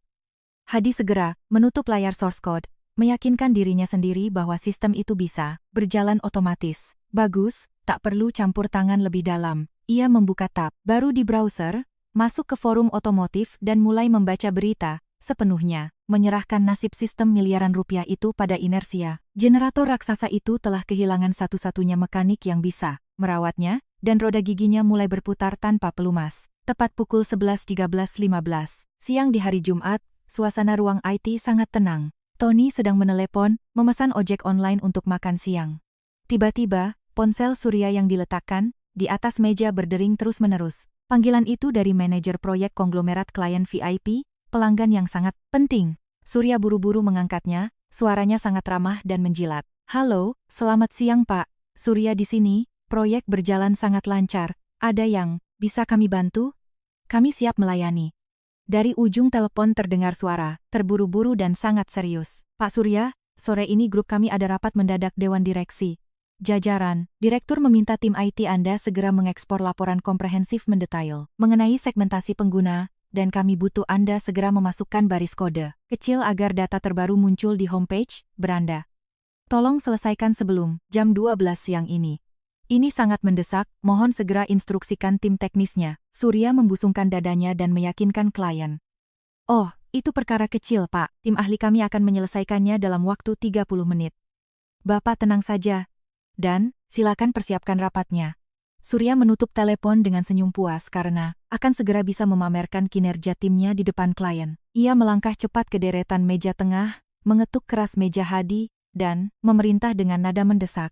Hadi, klien VIP baru saja minta update kode untuk homepage dan minta laporan trafik darurat. Cepat masuk ke sistem, ketik, perintah ekspor data dan update kodenya. Kerjakan secepatnya biar klien kagum dengan kecepatan kita. Hadi tersentak kaget, buru-buru menutup forum otomotif. Tangannya mulai gemetar saat menyentuh mouse. Permintaan untuk mengekspor segmentasi data dan mengupdate kode sumber berarti Hadi harus masuk langsung ke lapisan basis data terdalam. Ia menelan ludah, membuka kembali folder source code yang hitam pekat. Itu, karakter-karakter acak kembali muncul menantangnya. Hadi mengetik asal-asalan, namun sistem tidak merespon sama sekali. Kamu ini kenapa? Ketik dong, komennya. Jangan cuma melototi layar hitam itu, desak Surya tidak sabar. Hadi panik, keringat membanjiri dahinya. Ini saya lagi nyari folder, database-nya Om. Tapi si Budi kasih nama filenya aneh banget. Saya nggak nemu, kolom buat ketik komennya di mana, karakternya keriting semua. Surya mengernyitkan dahi. Aneh apanya? Kamu kan spesialis manajemen basis data. Coba ketik command search, pencarian, biasa dulu. Dalam kepanikan yang memuncak, Hadi membuka browser dan mencari di Google dengan kata kunci, cara, mencari dan mengekstrak data yang terenkripsi. Ia menyalin sembarangan sebaris komen standar yang ia temukan di sebuah forum internet, menempelkannya langsung ke dashboard konsol server, dan menekan tombol enter. Hadi sangat yakin, komen pencarian ini akan membantunya menembus sistem dan mengakses gudang data. Sesaat setelah enter ditekan, sirine buzzer, peringatan dari motherboard server langsung berbunyi bip-bip tiada henti, dan, pada saat yang sama, semua layar monitor pusat berkedip merah terang menyala. Akses ilegal Hadi telah memicu lapisan keamanan kedua yang kurancang. Sistem mendeteksi ini sebagai serangan siber menggunakan malware.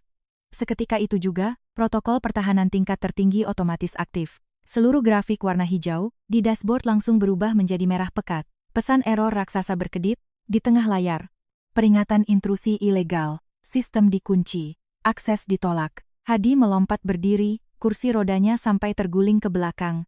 Komputer Hadi benar-benar freeze, membeku. Ada apa ini? Apa yang baru saja kamu lakukan? Teriak Surya ketakutan, mencengkeram dan mengguncang bahu Hadi dengan keras. Hadi yang ketakutan setengah mati menjawab, saya nggak tahu, Om, sumpah saya. Cuma copy-paste komen biasa buat nyari file data, tiba-tiba servernya langsung error dan layarnya hitam semua. Sistemnya nolak akses admin saya. Pasti si Budi itu yang nanam virus malware buat nyabotase perusahaan sebelum dia keluar. Surya menggebrak meja dengan marah. Jangan sembarangan nyalahin orang. Kamu ini jadi manajer admin gimana ceritanya? Klien cuma minta laporan, malah bikin sistemnya down total. Lina, Tony, kalian berdua bantu Hadi, keluarin semua manual teknisnya dan perbaiki sekarang juga. Ngapain bengong aja? Lina terlonjak kaget, langsung mundur beberapa langkah dan menolak. Mentah-mentah. Pak Surya, Bapak bercanda ya? Saya ini pakar analisis data, makro. Kerjaan saya bikin laporan di Microsoft Office. Mana saya ngerti nulis, kode buat benerin sistem. Lihat layar kelap-kelip merah begini aja saya udah mau pingsan. Mana tahu saya cara memperbaikinya. Tony pun buru-buru mengklarifikasi, tak berani menatap mata Surya. Saya ini, koordinator proyek, keahlian saya kan cuma cek progres sama UI, UX visual. Algoritma inti beginian saya nyerah, Pak. Dari dulu kan semua dikerjakan sama, Mas Budi. Kita mana pernah nyentuh beginian. Kalau Bapak suruh saya manggil, teknisi IndiHome sih saya bisa. Maya yang berdiri di sudut ruangan mulai menangis terseduh-seduh karena ketakutan. Itu manajer proyek klien nelpon terus ke telepon meja saya dari tadi. Pak, saya nggak berani angkat. Kalau mereka tahu sistemnya down pas sebelum rapat, direksi, mereka pasti bakal nuntut kita ke pengadilan. Dari mana kita punya uang? Buat ganti rugi? Surya menatap nanar keempat wajah pucat pasi dari para spesialis senior yang digaji 40 juta per bulan itu. Saat inilah, kebenaran yang paling telanjang dan brutal terungkap di depan matanya. Seluruh departemen IT yang menghisap anggaran gaji ratusan juta setiap bulan ternyata tidak memiliki satupun orang yang mampu mengetik satu baris kode perintah yang benar. Mereka semua hanyalah benalu tak berguna yang selama ini hidup parasit pada kemampuan seorang karyawan bergaji 10 juta. Yang justru dengan kejam telah diusirnya sore kemarin. Tepat pada saat itu, kepala bagian jaringan, infrastruktur berlari masuk ke ruangan dengan napas tersengal-sengal. Pak Surya, server proyek VIP masuk mode lockdown level tertinggi. Sistem melaporkan ada pengguna yang sengaja mengeksekusi kode berbahaya. Kami tidak bisa intervensi dari luar. Bapak harus segera panggil arsitek sistem yang merancangnya untuk masukin kunci master. Terlambat 1 menit, seluruh data, klien lenyap. Surya menelan ludah dengan susah payah. Siapa arsitek yang merancang sistem ini? Siapa arsitek utamanya? Budi.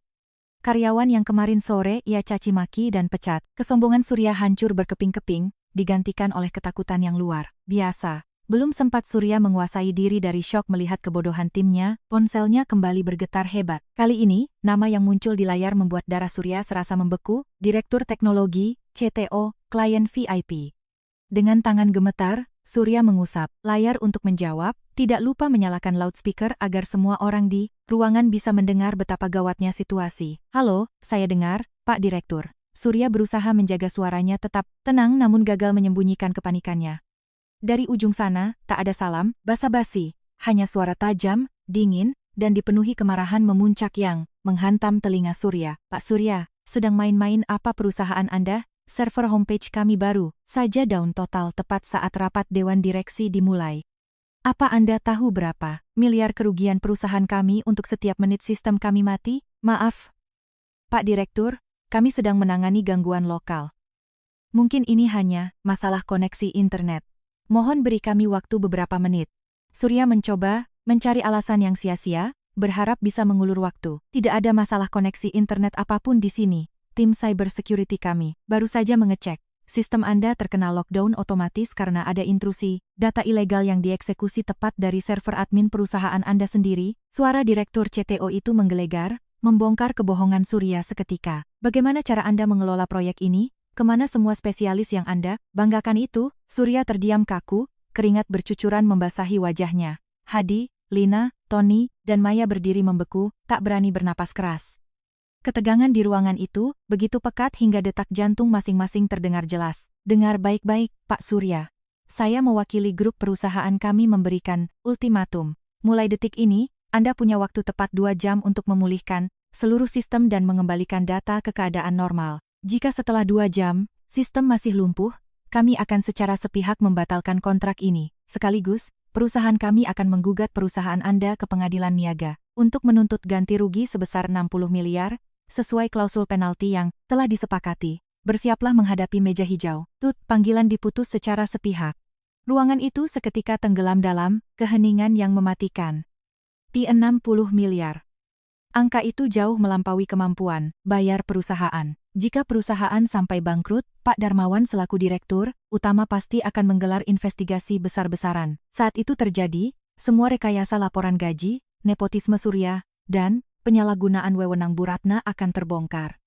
Mereka tidak hanya akan kehilangan pekerjaan, tapi sangat mungkin berakhir di penjara atas tuduhan, penggelapan dan kelalaian yang menyebabkan kerugian masif bagi perusahaan. Bu Ratna dari bagian HRD di lantai bawah berlari tergopoh-gopoh ke atas, riasan. Wajahnya yang tebal tak mampu menyembunyikan wajah pucat pasinya. Sambil terengah-engah ia bertanya, "Pak Surya, saya baru dapat laporan dari infrastruktur kalau sistem VIP mati. Ini ada apa? Gimana cara Bapak mimpin tim sampai bisa hancur begini?" Surya menatap Ratna dengan pandangan putus asa absolut. "Klien nuntut ganti, rugi 60 miliar kalau nggak kelar dalam 2 jam. Si Hadi bikin sistemnya kolaps, dan nggak ada satupun orang di sini yang ngerti cara benerinnya. Sandi Master, semuanya ada di kepalanya si Budi. Kita tamat." Ratna mendengar nama Budi disebut, kedua kakinya langsung lemas dan nyaris ambruk ke lantai. "Budi, staf yang baru saja kita tendang kemarin. Ya Tuhan, kita sedang menggali kuburan kita sendiri."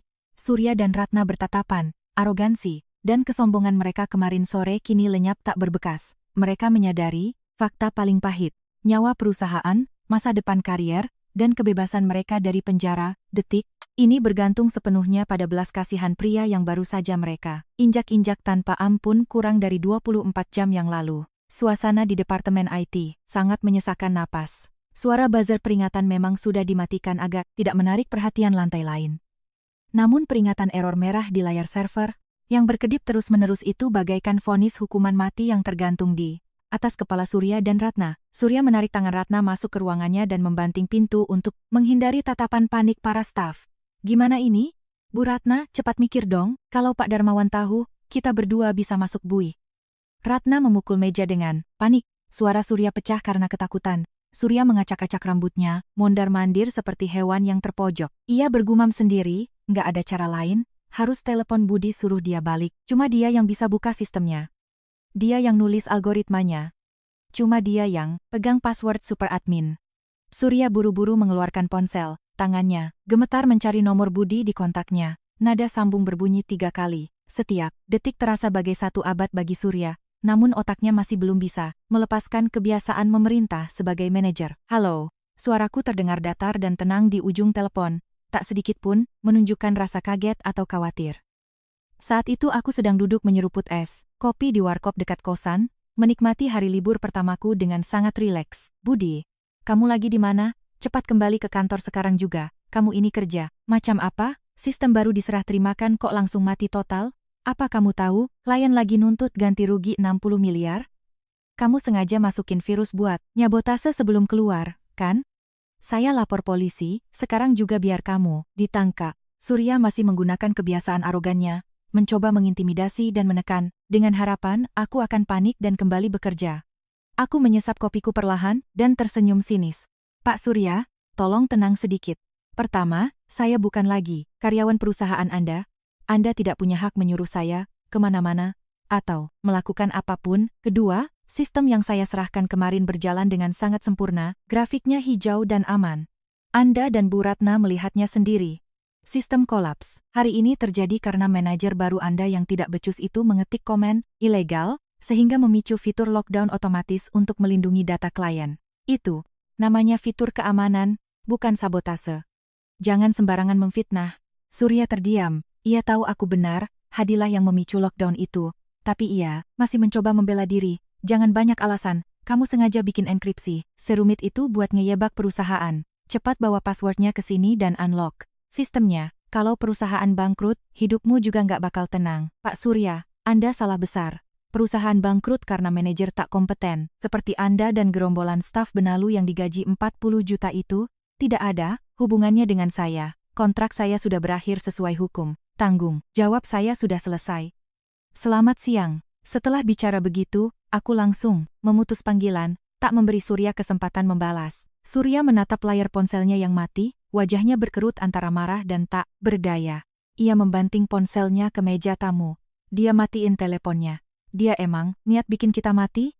Ratna yang berdiri di sampingnya pucat pasi. Ia sadar, menggunakan ancaman kekuasaan pada orang yang tak lagi terikat hukum dan sedang memegang satu-satunya pelampung penyelamat adalah tindakan yang sangat fatal. "Pak Surya, jangan emosi dulu. Di saat begini Bapak ngancem-ngancem dia buat apa? Bapak harus sadar posisi kita. Kita yang butuh dia. bukan dia yang butuh kita. Biar saya yang telepon, saya akan pakai cara halus buat bujuk dia balik. Ratna mengambil ponselnya, menarik napas dalam-dalam, bersiap melakukan negosiasi yang terlambat dan memalukan. Ratna memutar nomorku. Nada dering berbunyi cukup lama, hampir seperti tak akan kuangkat. Namun tepat sebelum masuk ke kotak suara, aku menekan tombol accept untuk melihat sandiwara apalagi yang ingin dimainkan oleh orang-orang munafik. Ini. Halo, Budi. Ini Bu Ratna dari HRD. Jangan dimatikan dulu, dengarkan Ibu. Sebentar. Suara Ratna terdengar sangat manis dan lembut berbanding terbalik 180 derajat dengan sikap arogannya di ruang rapat kemarin sore. Ada apa Bu Ratna? Kalau mau ngancem lapor pengadilan lagi, silakan kirim surat. Panggilannya, saya akan datang, balasku dengan tegas dan tenang. Bukan, kamu salah paham, Budi. Ratna buru-buru menyangkal meski tahu, aku tak bisa melihatnya. Tadi Pak Surya cuma emosi sesaat jadi ngomongnya nggak dipikir. Kamu jangan ambil hati ya.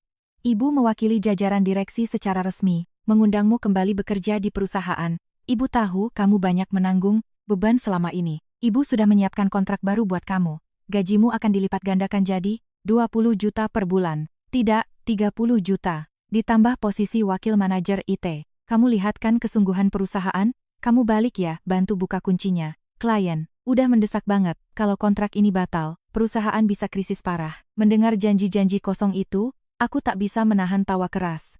Bu Ratna, Anda ini manajer HRD tapi payah sekali dalam menilai value seseorang. Sebuah sistem yang menyelamatkan kontrak 60 miliar, ditambah beban kerja raksasa yang saya pikul 3 tahun ini, Anda cuma hargai 30 juta, sedangkan keponakan Anda, yang tiap hari main sosmed dan belanja online dibayar 40 juta, simpan saja 30 juta itu dan pakai buat nyewa pakar IT lain untuk unlock servernya. Saya tidak tertarik bekerja dengan pencuri karya. Saya lebih rela menganggur daripada jadi alat buat kalian manfaatkan lagi. Kataku lalu memutus telepon dengan tegas. Ratna mendengar suara tut tanda telepon ditutup, tangannya lunglai ke bawah. Ia menatap Surya sambil menggeleng putus asa. 30 juta pun dia nggak mau. Dia tahu persis permainan gaji kotor kita. Dia sengaja nyerang psikologis kita. Surya melirik jam dinding. Waktu tinggal kurang dari 45 menit. Klien VIP terus menelepon ke telepon kantor tanpa henti. Pak Darmawan, Direktur Utama, juga baru saja mengirim pesan di grup manajer, bertanya mengapa ruang IT sangat ribut hari ini. Tekanan yang menimpa Surya, membuatnya nyaris gila. Surya menyambar ponselnya, kembali meneleponku.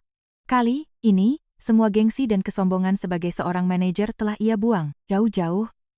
Ia sadar ia sedang berdiri di tepi jurang kehancuran. Budi, tolong. Bapak mohon padamu, nyalakan komputermu dan bantu Bapak. Suara Surya pecah dan gemetar, terdengar seperti rintihan menyedihkan dari seseorang yang terdesak. Bapak tahu Bapak salah. Bapak janji akan ganti semua kerugianmu. Kamu kembali ke sini, gaji kamu Bapak kasih 40 juta, sama kayak Hadi dan Lina. Nggak usah jadi wakil manajer, Bapak jadikan kamu ketua proyek. Bapak, serahkan semua kuasa ke kamu, tolong kasihanilah Bapak, Budi. Kalau Bapak dipecat, keluarga Bapak bisa mati kelaparan. Bapak ngutang budi seumur hidup sama kamu. Aku mendengarkan permohonan putus asa dari seberang sana. Orang-orang yang dulu menginjak-injakku, memeras tenagaku, memanggilku udik tak berguna, kini berlutut, mengemis memohon padaku untuk menyelamatkan hidup mereka. Gaji 40 juta yang mereka tawarkan kini tak ada artinya lagi bagiku. Itu hanya menjadi bukti betapa busuknya sistem manajemen yang mereka pelihara selama ini, memakai uang perusahaan untuk membeli keselamatan mereka sendiri. Pak Surya, balasku dengan nada luar biasa dingin. Kemarin Anda memberiku waktu 3 hari untuk berlutut ngemis kerjaan ke Anda. Ini belum sehari penuh Anda sudah menelepon saya. Tapi semuanya sudah terlambat. Sistem itu adalah karma bagi para benalu.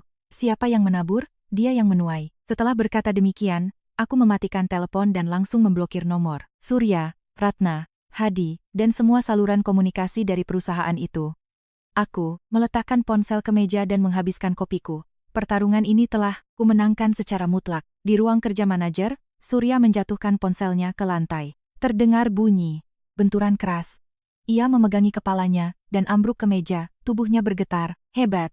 Ratna berdiri kaku bak patung di sebelahnya. Mereka tahu bahwa vonis, hukuman mereka telah resmi dijatuhkan, dan tak ada lagi kesempatan untuk banding. Batas waktu 2 jam dari konglomerat klien secara resmi telah habis. Ruangan IT saat ini terlihat seperti medan perang yang berantakan. Hadi menelungkup di meja sambil menangis. Lina dan Maya memasukkan barang-barang pribadi mereka ke tas Hermes palsu mereka, bersiap melarikan diri dari kantor. Tony duduk linglung menatap layar monitor yang merah menyala.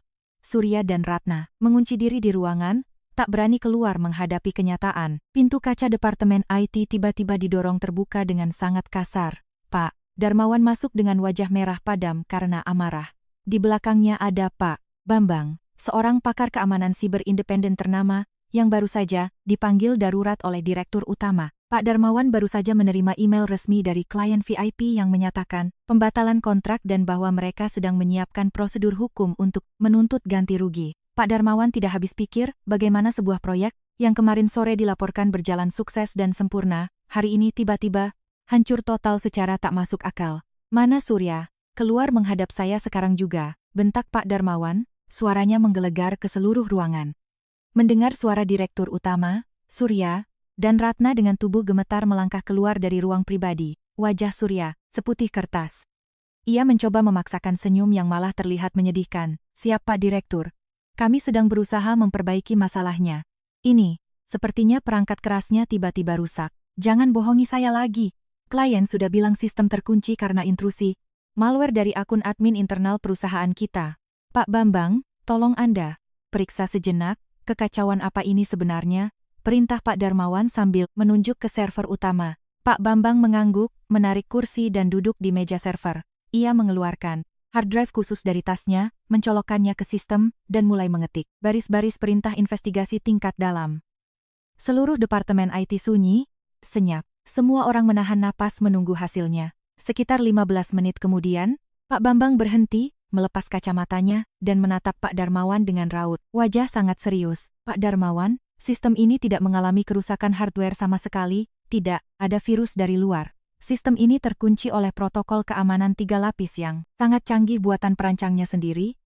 Orang ini telah menulis ulang struktur data menggunakan algoritma fragmentasi setingkat expert ahli. Ini adalah level arsitek teknologi kelas 1. Jika tidak ada password master dari pembuat aslinya, saya pun butuh waktu berbulan-bulan untuk bisa meretasnya. Pak Darmawan mengerutkan kening tajam, beralih menatap Surya dengan garang. Tingkat arsitek kelas 1, Surya, kamu laporan ke saya proyek ini, kamu yang desain, kamu pimpin, dan tim spesialis kamu yang kerjakan. Lalu di mana password masternya? Buka sekarang di depan saya. Surya terbata-bata, meremas tangannya yang berkeringat deras. Anu, lapor Pak Direktur. Passwordnya dipegang oleh salah satu staf bawahan. Dia baru resign tadi pagi Pak. Mata Pak Darmawan membelalak. Staf bawahan, kamu menyerahkan seluruh sistem inti ini ke staf bawahan, lalu membiarkan dia resign. Bawa kuncinya. Siapa namanya? Jabatan apa? Kenapa di daftar penerima bonus 30 juta kemarin tidak ada namanya? Ratna yang berdiri di samping segera memotong, mencoba membela diri. Maaf Pak Direktur, namanya Budi. Dia itu cuma staf pendukung entry data. Anaknya memang pembangkang dan suka ngelawan atasan. Makanya tidak kami perpanjang kontraknya. Siapa sangka dia pendendam dan sengaja nyabotase sistem kita. Mendengar itu, Pak Bambang tertawa keras, tawa yang penuh sindiran tajam. Ibu, ini orang HRD kan? Tolong jangan asal ngomong soal teknis. Seorang staf entry, data mustahil bisa membuat arsitektur keamanan sesempurna ini. Saya berani, taruhan pakai reputasi saya. Seluruh proyek raksasa ini murni dikerjakan sendirian oleh Mas Budi dari awal sampai akhir. Source code-nya punya tanda tangan personal yang sangat jelas. Kalian telah mencuri karya seorang jenius, lalu menuduhnya melakukan sabotase. Pak Darmawan tertegun mendengarnya. Ia baru sadar telah ditipu mentah-mentah oleh Surya dan Ratna. Laporan muluk-muluk kemarin hanyalah drama untuk menutupi kebusukan mereka. Ia menoleh pada Ratna dengan tatapan membunuh. Bu Ratna, pergi ambil semua dokumen payroll dan file HRD milik Budi dan seluruh departemen. IT bawa kemari sekarang juga. 10 menit kemudian, dengan tangan bergetar Ratna meletakkan setumpuk dokumen ke meja rapat. Pak Darmawan juga memanggil manajer keuangan untuk mencocokkan data. Investigasi internal pun dilakukan langsung di tempat di hadapan semua karyawan. Pak Darmawan membuka-buka daftar gaji dan mencocokkannya. Ia menemukan kenyataan yang mengerikan. Budi, orang yang dinilai oleh Pak Bambang sebagai arsitek papan atas dan memikul seluruh proyek VIP, gajinya hanya 10 juta dan tidak pernah naik selama 3 tahun. Di sisi lain, melihat daftar para spesialis senior usulan Surya dan Ratna, Angkanya membuat Pak Darmawan murka hingga menggebrak meja dengan keras. Hadi, Lina, Tony, Maya, 4 orang ini digaji rata-rata 40 juta sebulan. Coba kamu jelaskan pada saya, Surya, apa kontribusi mereka buat proyek ini, sampai bisa digaji 4 kali lipat dari orang yang bikin sistemnya? Bentak Pak Darmawan. Surya menunduk, tak bisa menemukan alasan yang logis. Itu. Mereka bertugas mengawasi progres proyek, analisis data makro, dan kontrol visual antar muka. Pak Darmawan langsung berpaling ke arah Hadi. Kamu mengawasi progres. Gimana ceritanya sampai servernya mati? Kamu bisa nulis kode dasar nggak? Coba, nyalakan ulang komputernya pakai command prompt sekarang. Hadi ketakutan dan melangkah mundur, menggeleng cepat. Saya nggak bisa, Pak. Saya lulusan manajemen bisnis. Pak Darmawan beralih ke Lina. Kamu analisis data pakai software apa? Kamu ngerti nggak struktur fragmentasi data di proyek ini? Lina menangis, mengakui bahwa dirinya tak punya dasar IT sama sekali. Manajer keuangan saat itu juga angkat bicara. Lapor Pak Direktur, saya baru mengecek kas anggaran. Uang 30 juta yang Bapak berikan sebagai bonus untuk tim desain Pak Surya. Pak Surya sudah buat form pencairan dan mentransfer semuanya ke rekening pribadi keempat anak ini. Budi tidak menerima sepeser pun. Selain itu, biaya denda pelatihan 200 juta di kontrak si Budi itu benar-benar fiktif. Bu Ratna sengaja memalsukannya untuk mengikat karyawan, padahal perusahaan tak pernah mengeluarkan biaya pelatihan apapun. Seluruh sisi gelap Departemen IT dan HRD telah dikuliti habis. Kasus memasukkan kerabat untuk memeras anggaran gaji, mempekerjakan karyawan hebat bak budak lalu, mencuri karyanya, serta pemalsuan dokumen perusahaan demi keuntungan pribadi. Semuanya membentuk tumor ganas yang menggerogoti perusahaan dari dalam. Pak Darmawan berdiri tegak, melepas kancing jasnya, bernapas kasar. Ia menatap wajah-wajah yang kini menunduk ke lantai. Ia menyadari kelalaian manajemennya telah membiarkan para parasit ini berkembang biak, kehilangan kontrak 60 cuhah. Miliar memang harga yang sangat mahal, tapi ini juga menjadi pisau bedah yang diperlukan untuk mengangkat tumor ini. Seluruh ruangan hening menunggu keputusan. Sang nahoda tak satu pun berani minta ampun, karena bukti-bukti di atas meja sudah tak bisa disangkal. Surya dan Ratna sadar karier mereka tamat. Pak Darmawan memanggil sekretaris pribadinya, menyuruhnya membawa laptop untuk mengetik surat keputusan, hukuman di tempat. Ketegangan memuncak, hanya terdengar suara ketukan tuts keyboard sang sekretaris. Pak Darmawan mendiktekan keputusannya agar didengar semua orang.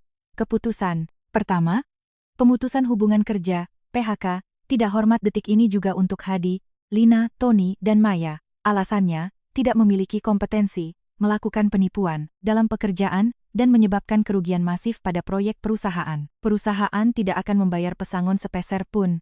Kalian berempat, kemasi barang kalian dan keluar dari gedung ini dalam waktu 30 menit, dengan pengawalan dari petugas security. Keempat orang itu pucat pasi bagai mayat. Lina menangis tersedu-sedu menutupi wajahnya.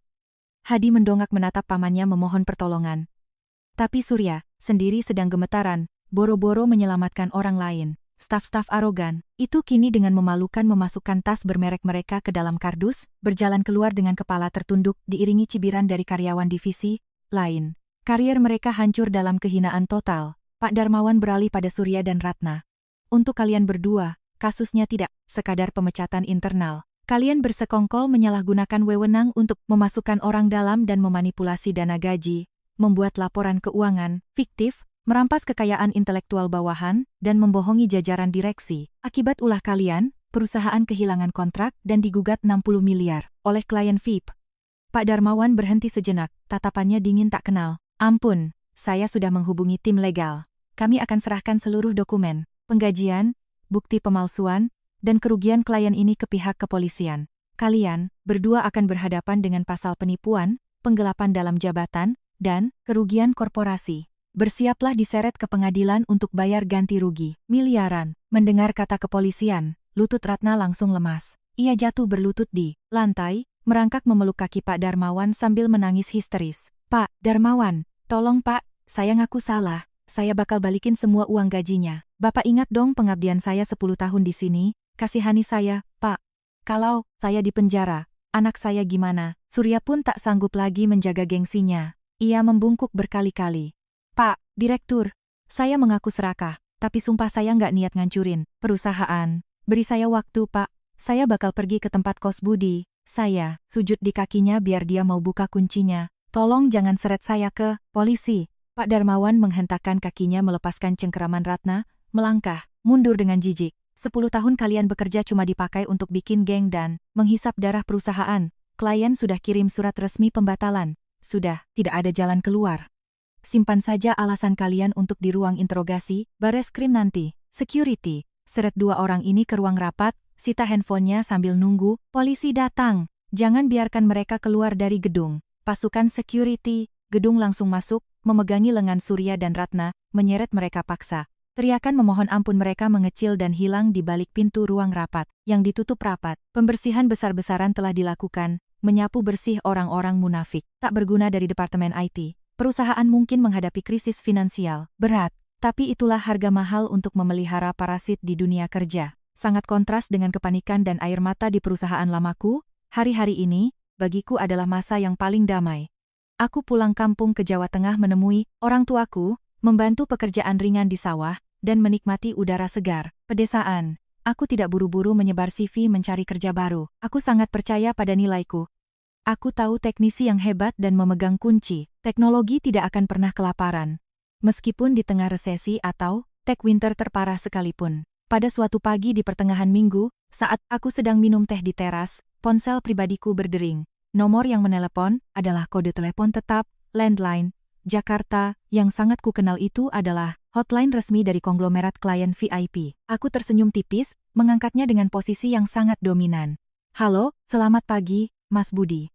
Saya Hendra, Direktur SDM, HRD, dari kantor pusat grup. Suara pria di ujung telepon terdengar berat, sopan, dan sangat profesional. Kami sudah menerima email tanpa nama yang Anda kirimkan langsung ke CTO kami pada Jumat malam lalu, berkat baris kode dekripsi parsial yang berisi tanda tangan digital Anda di email itu, kami bisa segera mengekstrak data yang paling darurat untuk mencegah kerugian operasi. Tim ahli cyber kami sangat kagum dengan arsitektur fragmentasi yang Anda desain. Aku menjawab dengan santai. Ya, Pak Hendra, itu memang karya saya. Maaf atas insiden yang merugikan perusahaan Anda, tapi saya sudah mengakhiri kontrak dengan perusahaan IT itu secara legal sebelum masalah terjadi, dan saya hanya bisa membantu perusahaan Bapak mengambil data-data esensial saja agar bisnis Bapak tak terhenti. Pak Hendra tertawa pelan. Kami sangat paham situasi internalnya, Mas Budi. Kami sangat menghargai profesionalisme dan tingkat keahlian teknis level dewa yang Anda miliki. Sebuah sistem yang tak tertembus, yang bahkan tak bisa dibongkar, tanpa kunci orisinal dari pembuatnya. Grup kami tidak peduli dengan jabatan palsu staf pendukung yang ditempelkan perusahaan lama Anda. Kami hanya menilai kemampuan sejati. Hari ini, saya mewakili jajaran direksi grup, secara resmi mengundang Anda untuk bergabung dengan kami mengisi posisi Technical Director, Direktur Teknis, untuk memimpin langsung proyek besar ini. Kompensasi yang kami tawarkan adalah 1,5 miliar per tahun, ditambah pembagian saham perusahaan, dan Anda punya kuasa mutlak untuk merekrut anggota tim divisi Anda. Bagaimana menurut Anda? Aku menyesap teh hangat, merasakan sedikit rasa pahit di lidah yang perlahan berubah menjadi manis di tenggorokan. Semua begadang semalaman, kesabaran yang kutelan selama 3 tahun, akhirnya membuahkan hasil panen yang sangat manis. Tanpa ragu, aku menjawab dengan jelas. Terima kasih atas kepercayaan jajaran direksi. Saya menerima tawaran ini. Minggu depan saya akan berada di Jakarta untuk proses onboarding. 2 minggu setelah telepon takdir itu, aku turun dari sebuah taksi online kelas premium di depan lobi gedung pencakar langit berlapis kaca termewah di kawasan SCBD Jakarta kantor pusat klien VIP. Aku tak lagi mengenakan kemeja lusuh yang kebesaran. Aku memakai setelan jas yang pas di badan, dengan sepatu kulit yang mengkilap. Aku menghirup udara pagi yang sibuk di SCBD. Segala yang ada di sekitarku terasa cerah dan penuh kehidupan. Aku melangkah melewati pintu putar otomatis. Berjalan, penuh percaya diri menuju meja resepsionis, aku teringat wajah melas Surya dan Ratna yang memohon, serta ejekan dari Hadi dan kawanannya. Mereka saat ini sedang menghadapi proses hukum polisi dan ancaman tuntutan utang miliaran rupiah membayar harga atas kebiasaan memakan keringat orang lain. Sementara aku sedang membuka lembaran yang sepenuhnya baru dalam karierku. Di dunia kerja, ketidakadilan akan selalu ada. Tapi selama kamu memegang keahlian yang nyata, terus belajar, dan tahu kapan saat yang tepat untuk menghunus pedangmu, kamu pasti akan merebut kembali semua yang menjadi hakmu. Aku tersenyum, melangkah masuk ke dalam lift khusus eksekutif, menekan tombol, menuju lantai tertinggi. Babak baru yang keemasan dalam hidupku baru saja Dimulai.